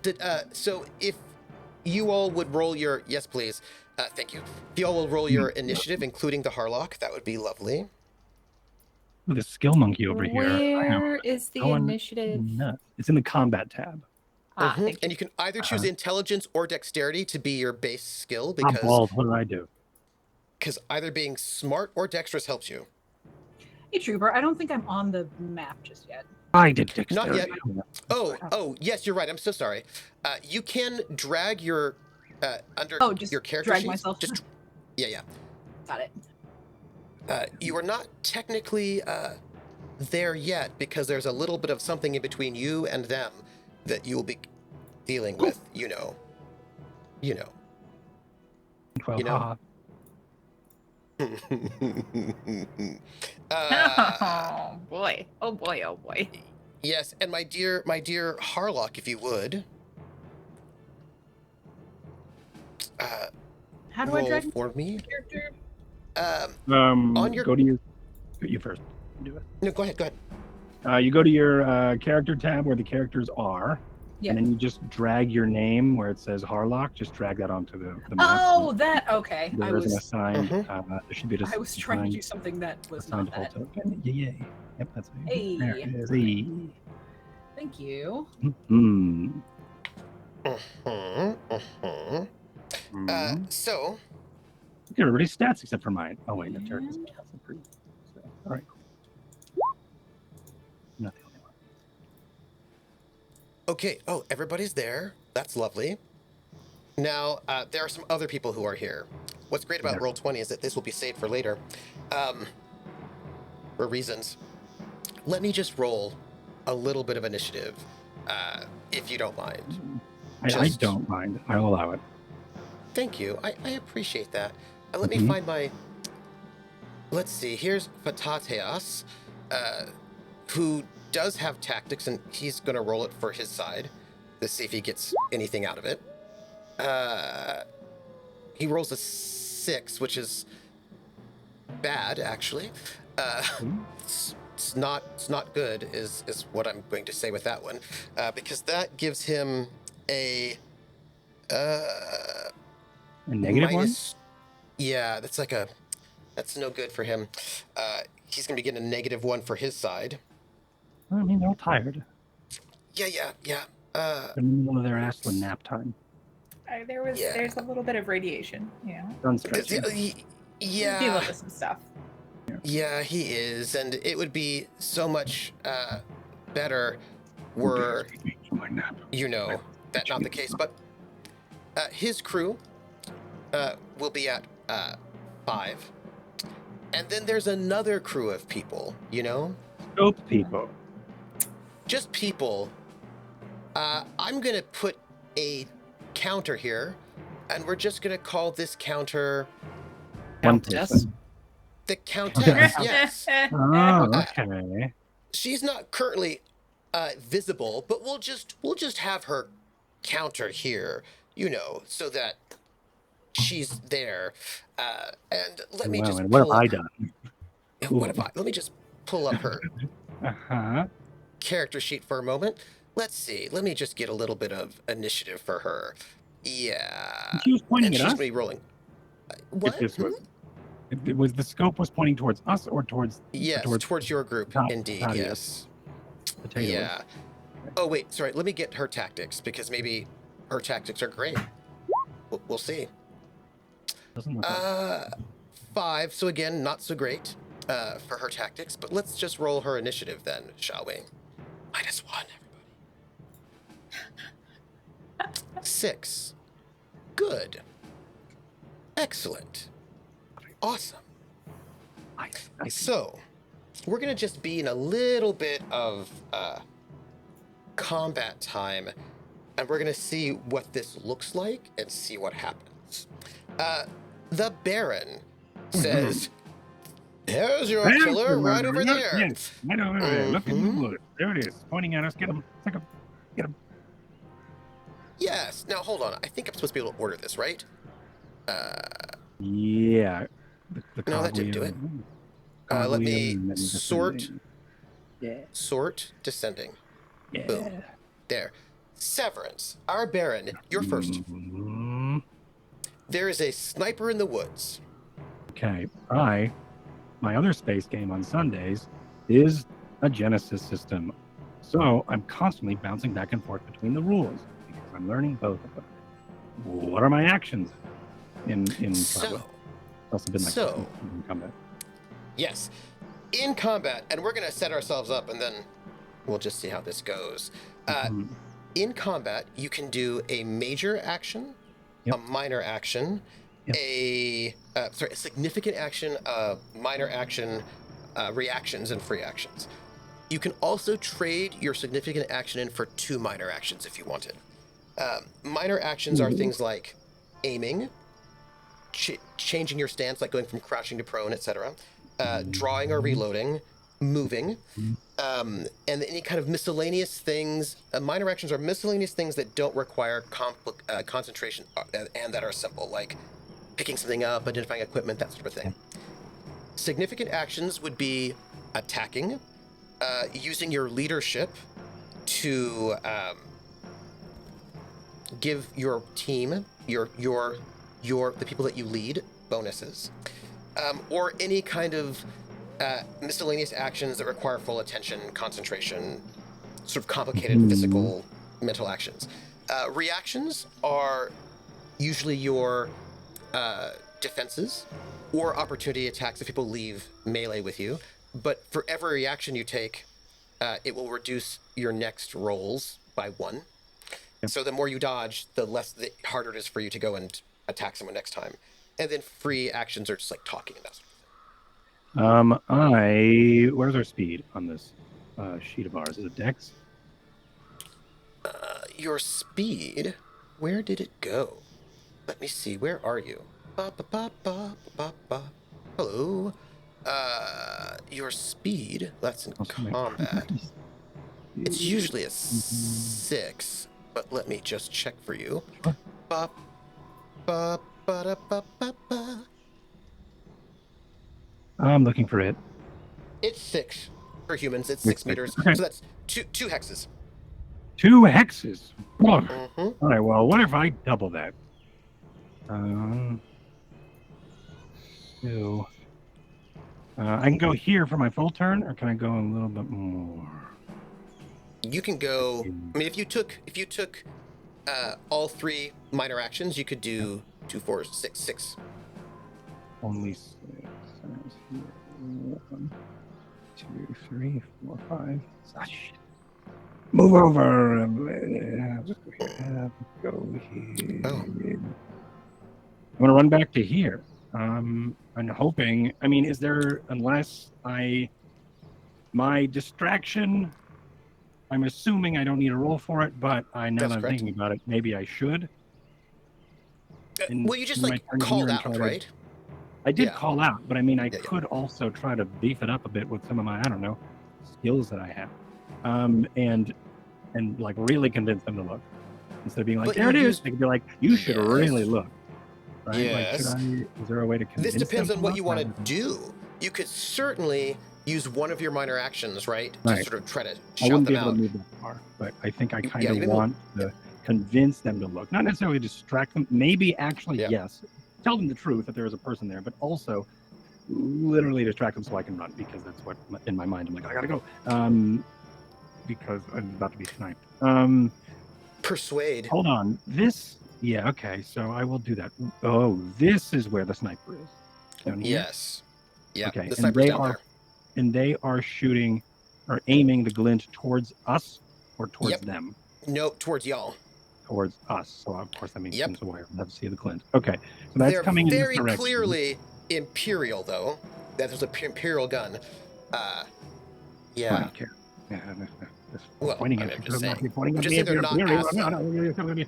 Anyway, I'm going Just to like Aslan. use my persuade to try to get them all to look over there. And then I'm going to move to here and hide behind this pillar that I assume is maybe one there, or at least dive there. But anyway, that's Yep. my turn here. My rolls. You would like a persuade, and I would like to give you one. This is going to be social because I am the social. Social persuade. Cool. Any boons or banes? No boons or banes. They would basically sort of. Okay. That was an 8, which is what you needed. So you shout out, right? Mm-hmm. How loudly do you shout? Enough so Potatius can hear me. No more, no less? Well, he's way over here, right? Yeah. Yeah, so loud enough. Because I think it's also a panic. I'm not just like, there's your killer. I'm like, yeah, and then like running because I see that there's a glint pointing at me, not necessarily like a scope in the corner where I could be like, hey, why don't you look to your left, silly? It's actually shooting like actively towards me. So I think it's relatively loud. There's your murderer. As I just sort of scream and so hopefully here have Potatius here as well as the others, and I sort of gesture and then I back up in a panic behind here. I'm hoping that these sort of things are high enough that I can maybe dive behind so that there's some sort of cover, not necessarily about these Aslan people, but really just from the sniper. Yeah. Yeah. Val. Okay. Val is going to do the following. Is it a free action to shout? Absolutely. Okay. He wants to shout out. You're in Troca. Your father's war machine is on the march. We have been sent to bring you back. We must fight our way clear. And he throws a smoke grenade down at his feet. Because when the war machine is on the march, that is the highest of orders for the Aslan. So the war machine, it is. He's here in space with his floating palace. So the war machine's on the march. And that's what he's calling out. The war machine's on the march. Fight our way clear. And he throws the smoke grenade at their feet. Okay. At his feet, like at our group, like Batman. Yeah. Can I get a... I'm going to need a deceive. Really? I don't think it's really... Okay. That's not a war machine. That's a deceive. However... Do I get a boon for using Troca? Or you do get a boon. Dad's name? Okay. Yes. You actually get a boon for a couple things. One, using Troca, using his dad's name. Also, he does want a way out of the situation that he's in.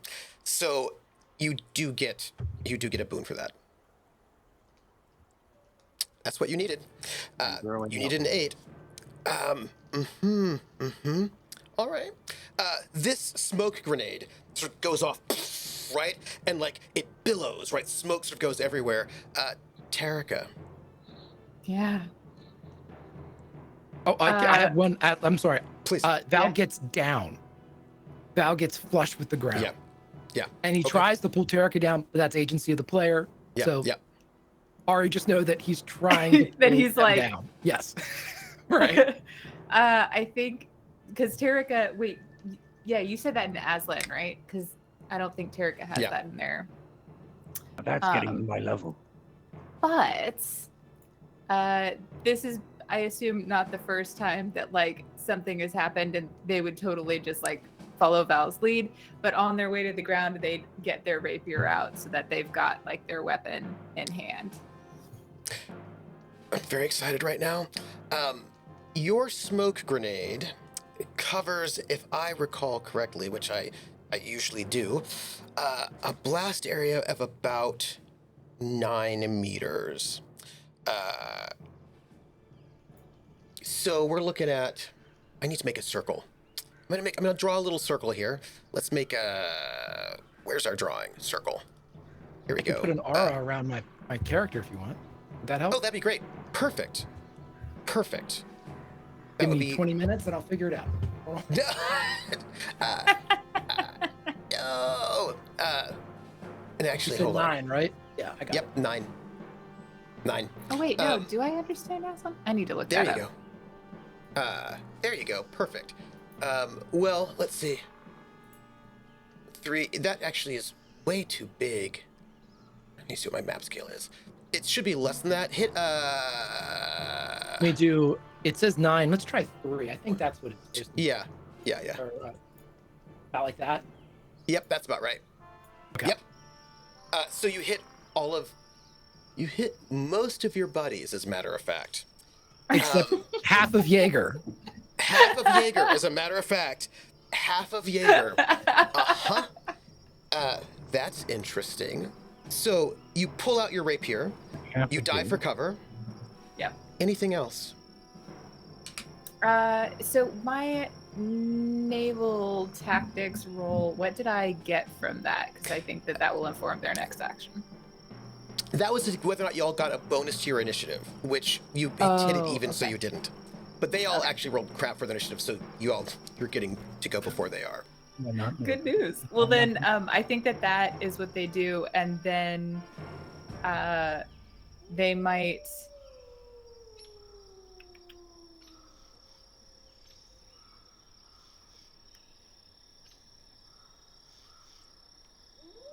I think they're gonna actually start trying to get behind some cover. Like, are these green walls over here somewhat high? Is that like cover from the Aslans?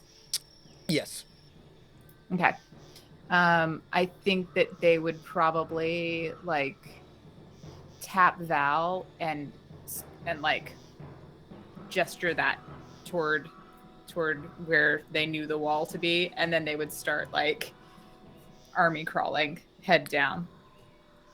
Mm-hmm. You can make, since you're crawling, you can make 1 hex per move action, right? So then you've drawn. So if you could actually do 2, you can move 2 hexes. You could crawl 2 hexes, whichever way you like. This makes it the Brigadier's turn, who has been told by someone that we're in the middle of that there's danger. So he steps. Oh, that's not what I wanted. He steps out of the smoke, so he can get. It's Ron Howard. It is Ron Howard. It is. So he can get distance, and he lifts up his rifle. Oh, mother God. There he goes. Mm-hmm. Mm-hmm. There he goes. There's our And he's going ace to in the shoot at Vatateas. Because some people were kind of convincing about some ideas. So he's going to do that. Unfortunately, he moved, so he cannot aim. Sadly for him. But he's going to shoot at Vatateas. Because, you know, he thinks that they're under attack. big game.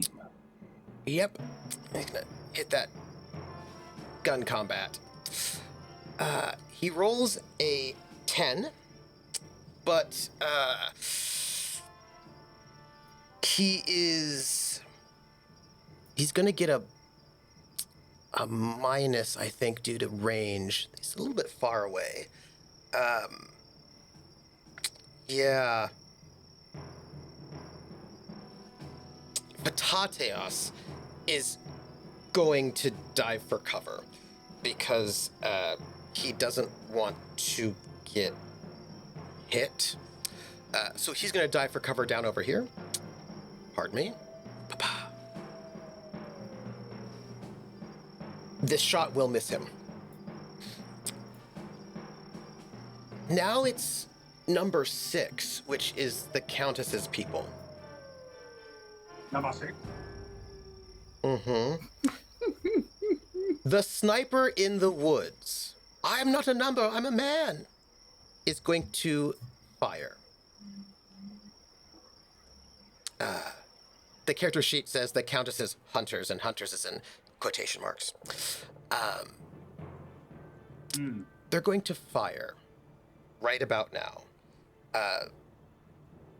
They are going to be getting a bonus because they were aiming. And there's a little laser sight that's also going to give them a bonus. Oh, balls. Mm-hmm. They're going to get a +4 bonus to this roll. They roll a 14, which is certainly good enough to hit someone, because you only need an 8. Now, someone could try to dive for cover to reduce that number, and that someone will do so. So, the person that this sniper shot at, would that person like to dive for cover? Jaeger, Ayers?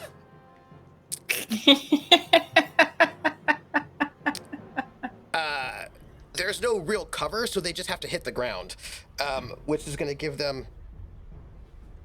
I thought you were going to sneak in another player. I was like, oh, he's going to Oh, play no. Jaeger. All right. Yeah. Yeah. So that'll be a success by 3 rather than a success by 4. As this gun, this shot, strikes out of the darkness, out of the woods. And I'm going to just roll that 5d6 that this rifle does, by the way, in case anybody wants to know. Sweet Jesus. Yeah, I did wanna Uh-huh. know. Oh, This my is what happens when you God. have really, really good weapons, everyone. That's a 21. So, and- how do we get those? Well, there's some No. people with them. Yes, There that's are, how we there get them. are. We asked them. There No are. murder. They're murder, but also There's some we can people just ask with... them very nicely. Yeah, you could just ask Who's got them. really good persuasion? Ask if we can borrow their guns. Uh-huh. I promise it'll be good. This is my time. So the sniper made the roll by 3, which is we're going to add 3 more damage to this, so that's 24 damage. And Cool. Jaeger is not wearing armor because he's on safari. A dummy. So we're going to go and just look what this looks like. So Jaeger has 8 endurance, and all of your damage comes off of that first. So let's just take all of that endurance away, shall we? Because, you know, he only has 8. So that's Oh a my 0. goodness. Mm-hmm. He now has to sink, what is that, 16 more? So let's just take all of his dexterity. So that's all gone. And then he has 8 strength left and 6 more to soak. So let's just do that. So he went from being a very healthy person to not being a healthy person as this bullet whizzes through space and hits him right in the neck, head Yeah. excitement. The Ned. Ooh. The That the sounds Ned. like something else. Right in the Ned. In the Oh, Ned. God. And he goes down. It's like the taint, but higher. Yeah. Yes. Exactly. He just Right in the head goes tank. down. Like he just gets hit in the head and he collapses on the ground as this bullet out of nowhere. It's a little, sort of hits him and he goes down. Yeah. There are other people in that group and they're doing things, but you don't know what they're doing. Patateos sees this, sees like this is bad, and shouts in a language that, in his native language, and Val hears it and says, "You heard it. We're under attack. Retreat!" And they're gonna start moving towards you all because you have warned them, and they think that you are perhaps going to be helpful. Yeah, right? Is This this what's going on? problem. Okay. But what actually, although two of these guards actually just go by him, and these other two are moving this way, which leads us to the Harlock. I have a question. Me. Yes. Is Harlock here on the Not- map right there? Nope. I'm on the No, okay. I'm on the map for For initiative reasons. initiative. Yes. or Okay, reasons. Could you roll 2d6 the Harlock? I can. Please. I was gonna say I definitely missed when you showed up. That would be a 6. Okay. You are about... You're at a bit of a distance. Okay. You are some distance as you're traveling through the woods. And you hear a shot. A Okay. gunshot. Slug thrower.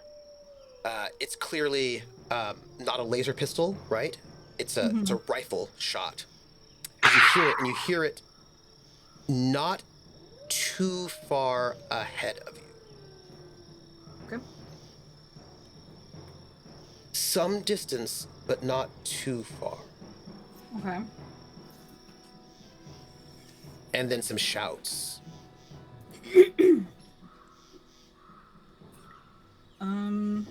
What do you do? I'm gonna try again for tactical awareness. Please do. We'll see if I can. Please do. Yeah. Yes. That would be really good because tactical awareness gives you long. 6. You need an 8, if I remember correctly.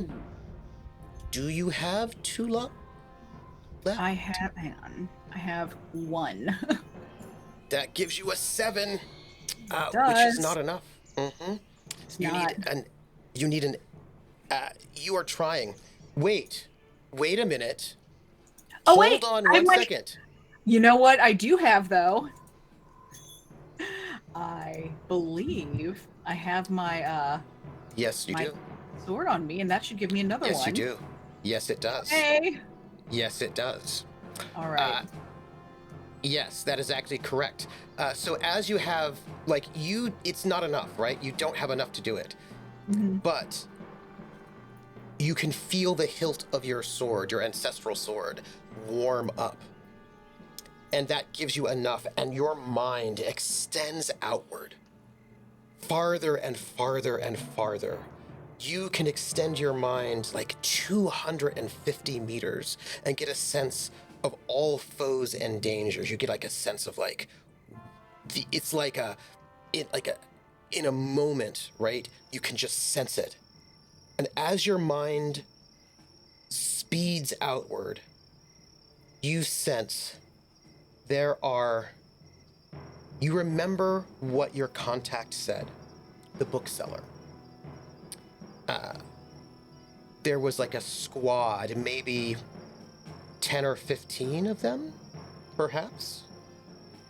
She said that she saw maybe 10 or 12 of these like highly elite soldiers, which had gone down onto the planet's surface. And you sense as your mind goes outwards, forward, trees, forward, there are three soldiers with weapons in the woodlands. You can sense them looking forward. There are only 3, though. Where are...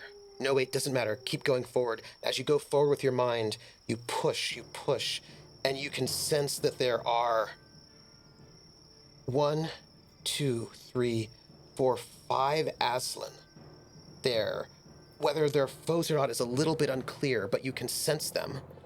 And then you can sense your allies.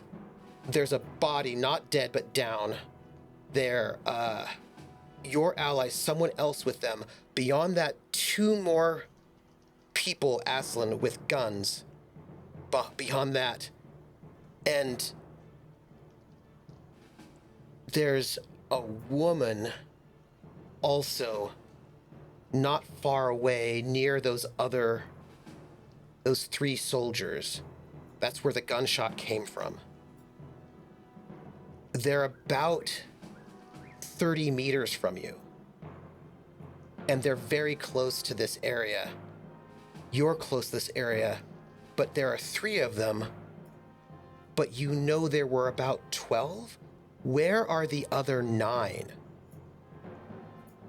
Where are the other 9? Your mind, pardon me, microphone, your mind, which has gone forward, goes out in all directions. All directions. There, you can see all of your friends, but then behind you, farther, about right at the edge of your tactical awareness, you sense 9 more soldiers, and they're in 2 jeeps, probably. Vehicles. They're moving fast out of your range, and they're heading towards the capital city of Thebes. And what do you do? You have now a minor action left.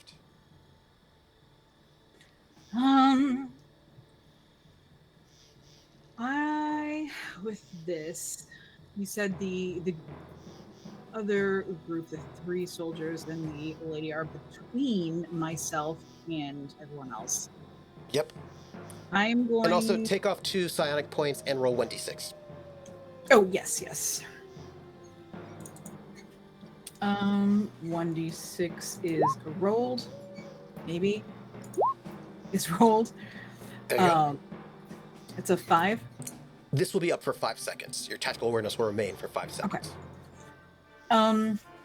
I would like to use that to get a little bit closer to these enemies, with which maybe someone wants to gently and quietly check a little, maybe a couple, just some chocolates their way. They look hungry. You creep forward. You are now, that's 6 meters. You are now 14 meters from them. You were 30, right? So you are 24 meters from them at this moment. Okay. And as you are pondering your grenade with your tactical awareness, allowing you to see through the smoke, as you have your friends down on the ground, as you have these snipers with very powerful weapons ready to go and start murdering some people, and the rest of the squad heading very quickly towards the capital city for some reason.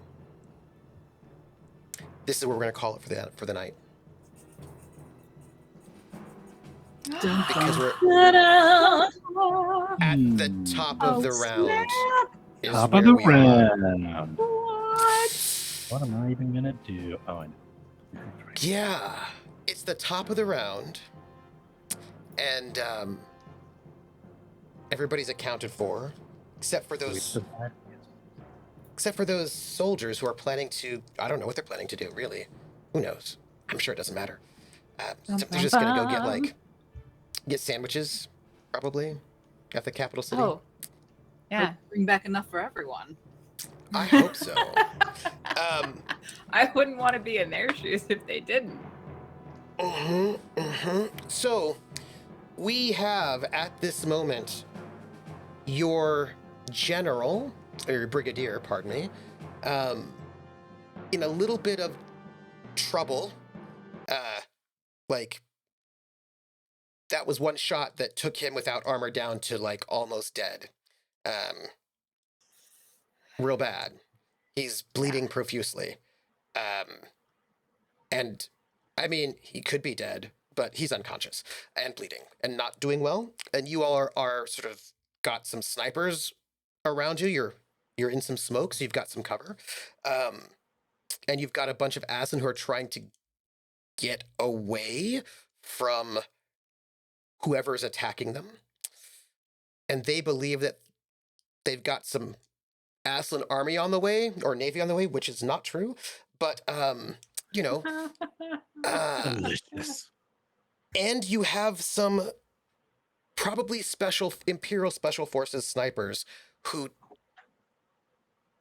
hit the target they wanted first.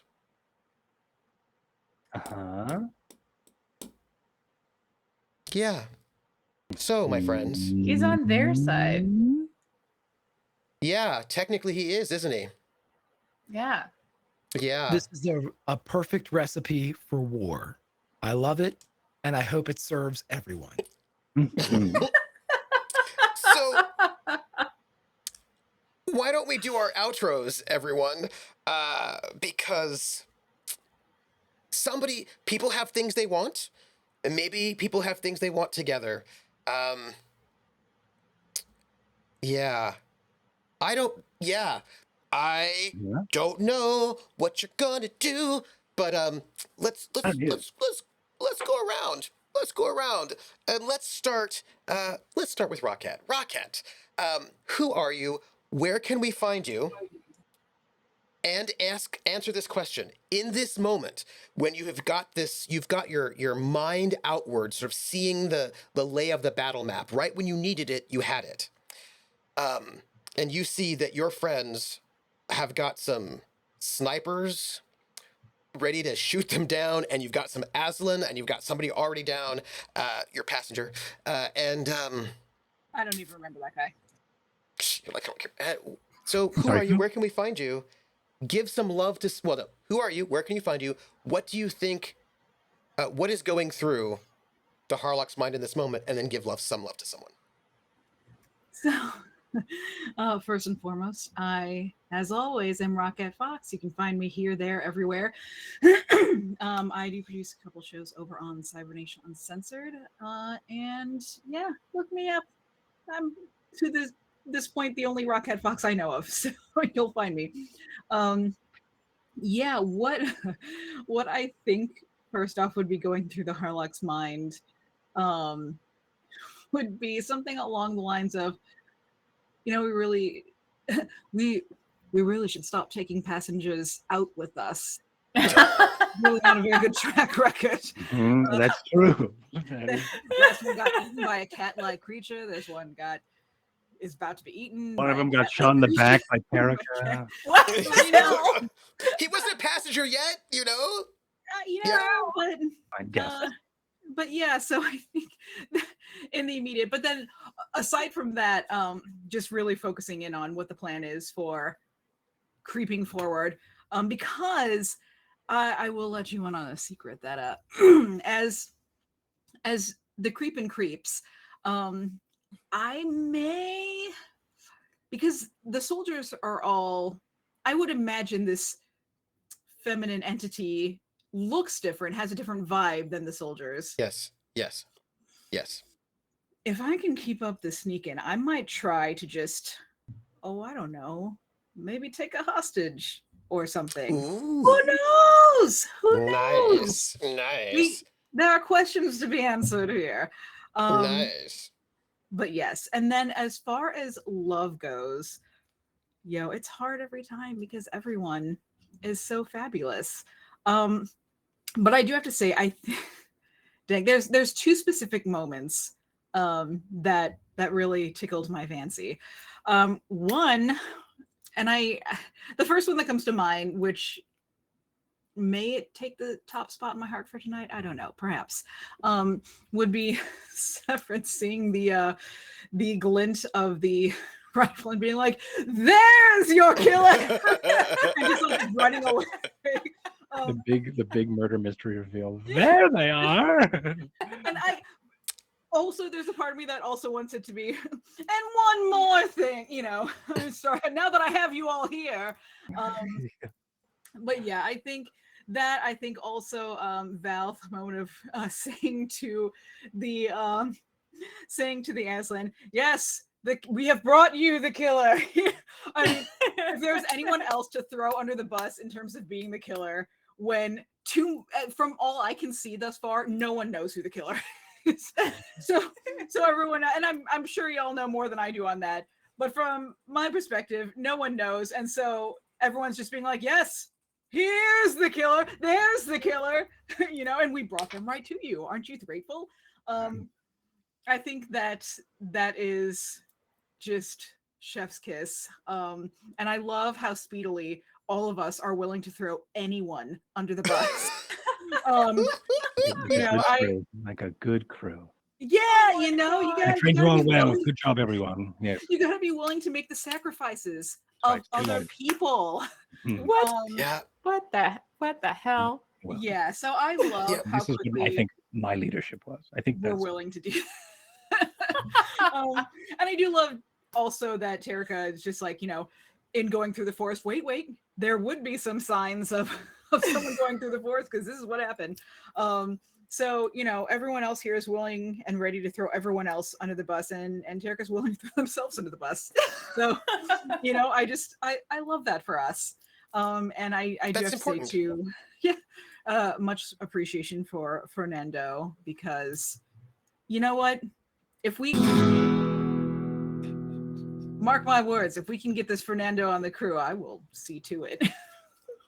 Can you get you a box? Yeah, although, maybe they'll have to, or wait, no, maybe Fernando and Sue can get together, and every time they both enter a room, suddenly there's like a dueling guitar situation. They look at each other and they leave, and then by they the way, enter again. All of a sudden, like real mad flamenco. Yeah, and then it's flamenco. With the current version we have of Sue, I don't know that we want Don't you? mad. No, Don't you? no, I think for the life of us, maybe not. Are you Everybody saying that stop talking about my buddy. Okay. Yeah, Everything's Sue's fine. great. Bad about Sue. I just Like, said never Sue say is anything our bad buddy. about break Sue. AI. Everything's fine. Sue just wants to have a jam sesh, that's how it is. Yeah, it's fine. All right. And where can we find you? Well, we can find you everywhere where rocket foxes are found. Yes, including behind you when you least expect it. So Nice. looking right at you. That's creepy. I'm glad that you're all back together again, and that you can bond in this Over death Charlie destruction. Foxtrot. Yeah. Speaking of people who love to do lots of mass murder, Ari, tell us about, because I feel like... I thought for sure that was me or Cord. Ari, come on! You got to do it the right way. Gearing up for our outros. Okay. It's the redirect. Yeah, perfect. That totally aligns with who I am as a person and who Terrica is as a person. 100%. But also, Rocket, by the way, your haircut is amazing. I love your hair. It's so good. Your hair looks so great. I'm gonna try and help violentize it. Oh, but thank you. Ari's not the murderer, but I just thought, because who's the murderer? But I know who the murderer is. But the point is that I thought that'd be hilarious. So, Ari, who are you? Out of all of us, only one of us has shot an anthropomorphic animal person. Yeah, it would be Terrica. So, in the back. Man, this is your fight, Terrica. I'm never gonna live that down, ever. Which is, I feel like, fantastic. Just personally, if you're gonna shoot a companion in the back, that should not be something you ever live down. Right? Yeah. So, attempted murderer, Terrica. Who are you? Where can we find you next? And then, what do you think what is Terrica thinking about doing in this moment? And then, give some love. Hi, I'm Ari. You can find me online on mymindfuladventure.com or Instagram and the Twitter thing.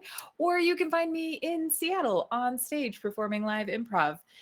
Probably starting again in May when I get back to Seattle. But looking forward to that. And let's see where Terrica is at right now. I think their original plan was to crawl for that wall, but the second everything just happened with Jaeger, I don't think they're leaving the smoke. I think they're just like they're like oh nope, stay down, don't die. Yeah. Like that's where they're at. In terms, Also, I just double checked. The hexes are 1.5 meters per. So your smoke is larger. Ooh. I double checked. I was like, let me double check. Excellent. Does that mean like that. I'm in it? Am I in it? No. Okay, great. All right. I think you might be, actually. Oh, I think you might be. Hey. I don't know if it matters really. I'm hiding. Severance lives in the smoke. I live in the smoke. Severance does live in the smoke. Mhm. So there were you were saying a couple of really just lovely moments that happened tonight. The whole Fernando scene that ended in the exchange of contact that was real contact, not escort contact. I was like, oh yeah, that was just both of you did such a fantastic job bringing that to its place. I was like, happy face. And obviously Rocket talked about the two things that I had for you guys. So, good job, guys. so nice. This is going to lead us to, if we're talking about nice, right? I think when you think about the nicest person in the crew, I think we would just have to bring up Severance. So, Cord, there it is. Who are you? Where can we find you? What is Severance thinking in this moment as there was a sniper shot, a good sniper shot, and a bit of chaos happening, and then give some love. Yes, chaos, my favorite. Hi, everybody. I'm Cord. I actually do love chaos. Chaos is a lot of fun in role-playing games. If you want to check out anything I've ever done that involves chaos, just Google Mythomatic. And I stream here on Twitch sometimes. Haven't done it this month. I'm taking this month off. But on Twitch, I am Cord. On Twitter and everything else, I am Mythomatic. And I've got another channel that I'm probably going to do Huddlist gameplay on, blah, blah, blah. Don't worry about it. Anyway, check me out. I do a lot of tabletop stuff here on Twitch and across this internet space. I'm also Blacksmith. What is Severance? A very good one. Severance is, I'm trying to think of all the other things I'm doing. I'm distracting myself with all the things I'm doing. Severance, what he wants to do, I think next, is probably probably crawl over. This is what I was going to do this action, and I'm going to say it out loud now so I remember, and also I wrote it down. But I'm going to try to crawl over to Jaeger while he's bleeding out, and then try to convince him to take the shot. He's unconscious. Oh, God damn it. Yeah. I'm still going to. All right. Well, never mind. No, I'm not. He's unconscious. All right. So I'll tell you what I was going to do. I was going to try to go over there and be like, you have to stay awake. You have to do this. You have to stay alive. Come on. This is your shot. He's in trouble. Your shot. You can take the Jaeger shot. He does have a very nice gun there, though. Yeah, it's going to be an entire action. And you're in the middle of the smoke. So Am I? Nobody in the shot would be Hey, coming look at from that! where he's at. So I have no idea what I'm doing next turn. Just turn. aiming. I can't see anything. No, I was trying to. That wasn't the point. What making. What were you saying? What was the point you were making? Well, he has a very nice gun. You're in a bunch of smoke. Who's gonna know who actually pulled the trigger? Just gonna drop that little That's seed a great idea. in there. I don't know if That sounds like a Severance thing to do. I don't know if that's a Severance thing. I feel like that's Definitely not a Terrica thing. They They would never do that. Do we know that Severance hasn't changed? Well, Jumped also, into someone else. that's never happened before. But Yeah, I have no idea. I'll have to just remember what happens next week, and when we go into this, and I'll figure it out then, which is a lot of fun. I like doing that sort of stuff, figuring it on the fly, because I did have a plan, and now I don't, and I'm not going to think about it until next week. But as far as love tonight is going to go to Greg. Greg, amazing scene work tonight and line work. Your one-liners are amazing as always. The War Machine on the prowl and all that goodness was well done, and of course your character knowing per tongue, per language, Persel tongue. What are these tigers speak? I like Persel tongue. That's so Rug good. creature. Yeah, and they whatever these cats talk. But a rough tongue, I believe, sandpaper tongue, I believe it's what it is. Wait, I'm sorry. I Language. just have to pause and highlight something that you said that was amazing. I just have to do that. I'm sorry. You just said whatever these cats said, because that's so like 1950s jazz hep cat of you, but also Right. they're Whatever assless. these So like, I cats just need to do. Whatever these cats give talk that love. about. Yeah. Yeah. So thank you for speaking Persel tongue to these people, because without you, we would be in a way different situation. So it's super awesome that you one, have your one-liners, but also can deliver them badass like towards these cool cats. But yeah, it was great. Thank you everyone for playing with me. Thanks for watching, everyone. I'll see you next week. Also, thanks, Void. This is just a fun little thing. I didn't realize I had that red thing in my closet. I also didn't realize I had this peach weird shirt thing. And I looked at my character art today and went, "Do I have those things?" And I went, "Oh, I do." So thank you for finalizing what Severance looks like. Because the things that I had before were just like clothes I wear. Now I can actually put this stuff on a coat hanger and leave it every week and not have to worry about laundry. So thank you so much for that. Thanks for finalizing my character. And also, I'm pretty proud of this peach shirt that I found in the back. It's really great. Also, I'm always I'm a fan of suspenders, so I just want you to know I'm wearing my my Hawaiian shirt because you're in the jungle, but also it's black because death. So, but speaking of those who I am like angels of not death, but of like healing and life, and who I'm certain is going to go and just save Jaeger heirs, because that was his plan all along. Because I know that he would never want to go and sacrifice Jaeger heirs in some sort of larger political maneuvering. Greg. Well, that's everything I was going to talk about. So no. Hi, everybody. I'm Greg Grimjack21502, playing Dr. Valentine Morrissey. Tonight, the question was, where is he right now? Like, what's he limit? I mean, to be everything that's happened, I have changed what he was going to do. There is literally limitless possibility. If somebody were to paint a painting called Revolution, all the colors that Val would have used are being incorporated into this painting.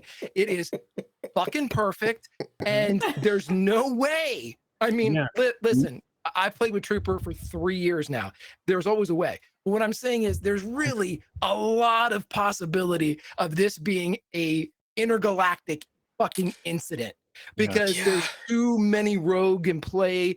There's too many forces that are in play. There's too many people that know about it in play. I mean, I feel like that's the intention of some involved in all of this. It is absolutely perfect. It is the greatest thing ever. This is I mean, it's a thing of fucking beauty is really what it is here, and I'm loving it. Everybody was awesome. I thought I'm giving all my love to Cord for the Persel tongue, because that's fantastic. Everybody, that's just fantastic. I'm afraid everybody else that you can't be beat. That was amazing, and that gets the ribbon tonight. No, the world is fantastic. Chat's fantastic. What better way to spend a Friday night? Got all my friends in chat talking and keeping me entertained. I got all my friends on the screen talking in these wonderful voices of these wonderful characters. And then what I wish everyone could experience is, guess what? Here's a little secret, everybody. When we log in to play this game, we spend some time in the green room. If there's tech problems, we spend a little bit longer in the green room. But here's the thing, everyone. These people that you see, take me out of the picture for a second, but these people that you see, they're fantastic people. And so hanging out with them on a Friday night is fantastic. And to be able to do so for the length of time that I've been able to do so, and to create with all of them in a manner befitting of the world the Troopers created, to add to it, to keep up, really, is what all we're trying to do here in this world. And then to also have the undying support of chat with their humor, their absolute knowledge of the subject matter, the theories, everything flying in chat. That is, I mean, that's art fuel, everybody. That's if you could bottle that shit and sell it, this world would be a much better place. But luckily, it's our little secret, everyone. On Friday nights, you get it for free. And so that's me. That's Greg. I'll see you next week. And all I can say is the revolutionary painting has been painted. Now it's just time to sit back and appreciate it. Oh, God. So I'm troopersjp, and I love these people very much. And I will say this. There's more than one way to have a revolution, and more than one way to frame that revolution. That incident, there's more than one way to frame that incident. And I suppose the question will one way be, to skin a cat. who gets to frame it will be the question, and how will that be framed? That is the question. I'm excited to find out, because the Harlock has got some information to share, and probably some information that she may not share. Who knows? There's a lot. A a lot of information in there. Yeah. Look, y'all did stuff, and I'm like, oh, we'll just have to keep that one going together. Great. So I was very excited to have a nice cliffhanger, get one good round of combat before, well, chaos really is what that was. It was a round of chaos before we find out what you're all going to do. But you brought the acid on your side, which was not a given, because they were in a messed up space, but you have done some good work there, which may be important for you all later, depending on, that gives you opportunities, right? Severance is a cat before- person, I think. But he's a wizard.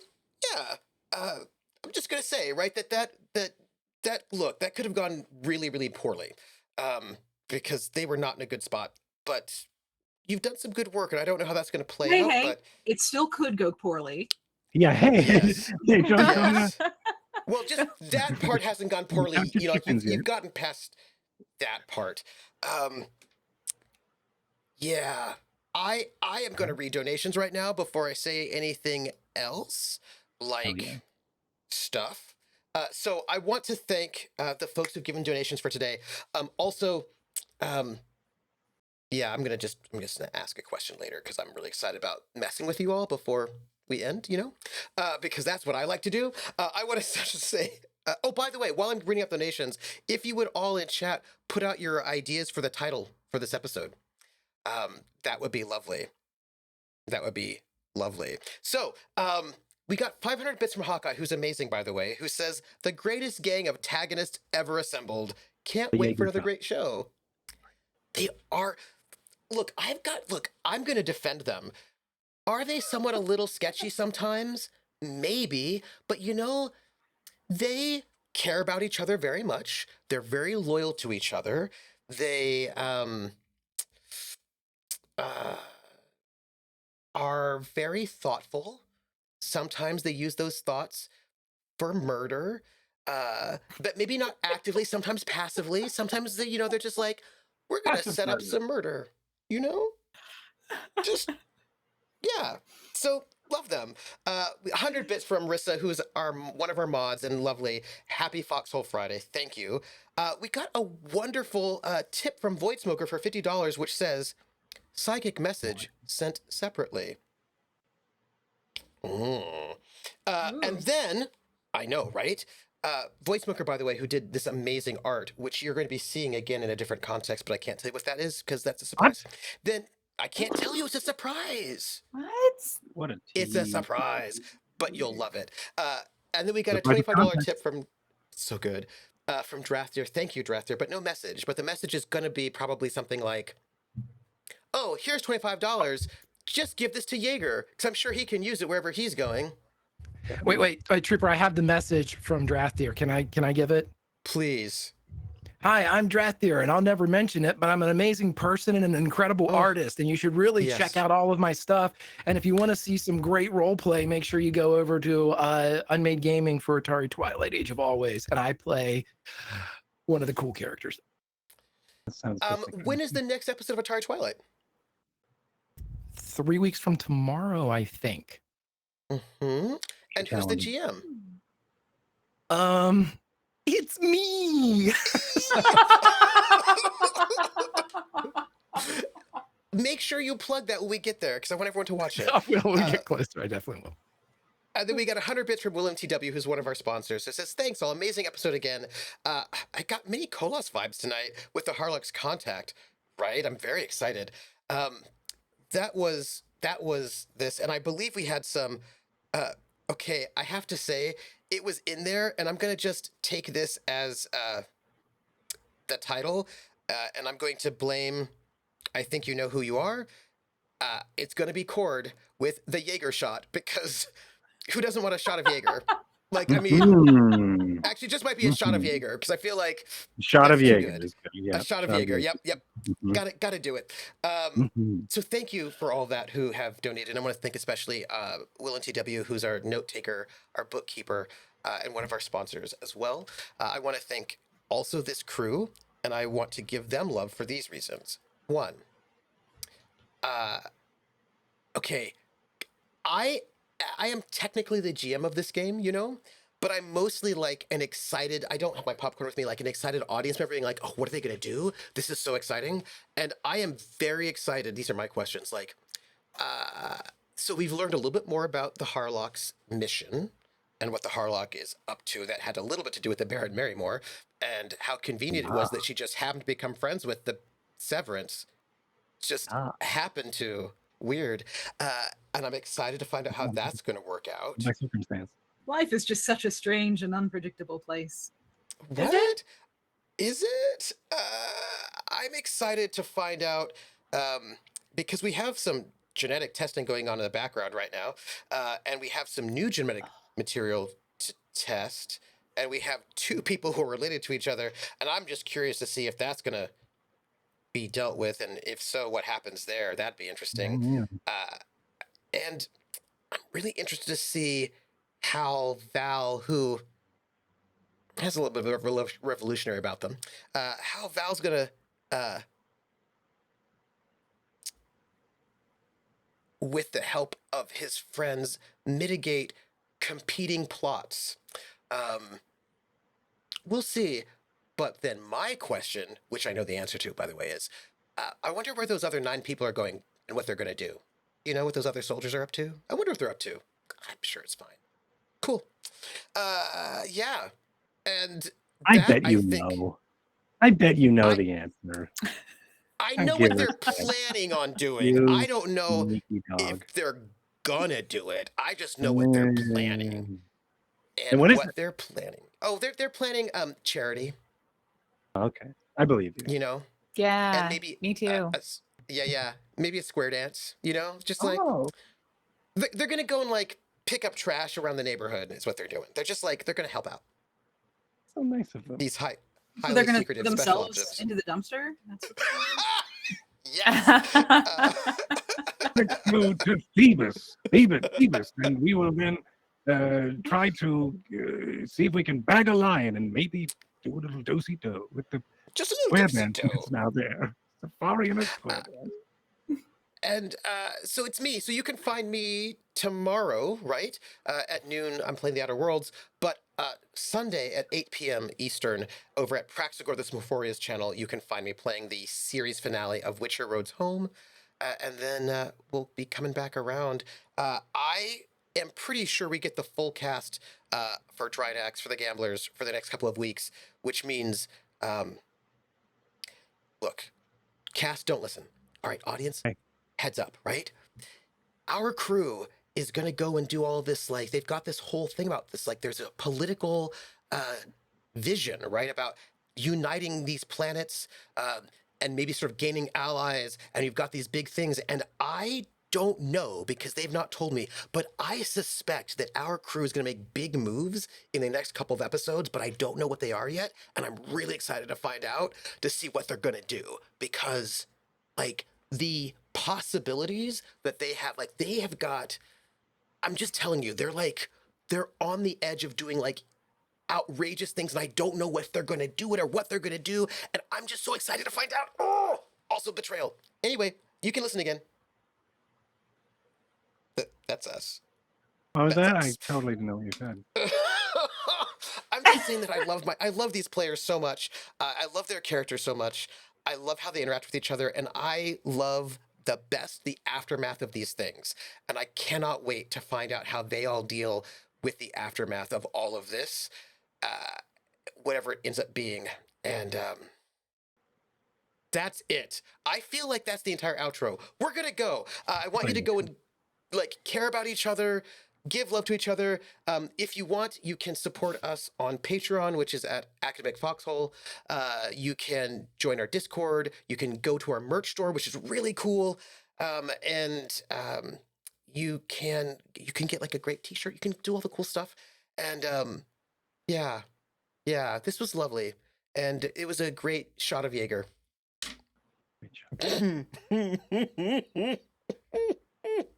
Only We'll see they, you all next week. only they had a grenade. We amazing. could call it the Jaeger bomb. Oh wait, Jaeger bomb. Would have been good. Oh, everyone, Jaeger bomb. We missed Ciao.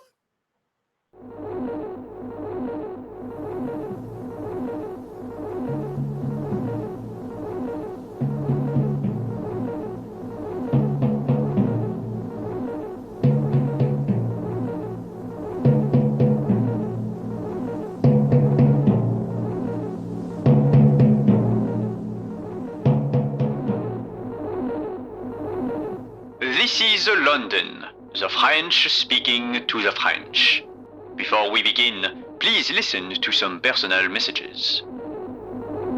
Gabrielle sends you her regards. The eyes are open. I repeat, the eyes are open. And now, a word from our sponsors. We give a special greetings to the bookkeeper, who has recently been promoted to one of the lead editors of the underground newspaper Défense de la France. The bookkeeper has been chronicling the triumphs of the resistance and the failures of the occupiers and collaborators for years. Without the dedication of the bookkeeper, the resistance wouldn't be able to have had the successes they've had.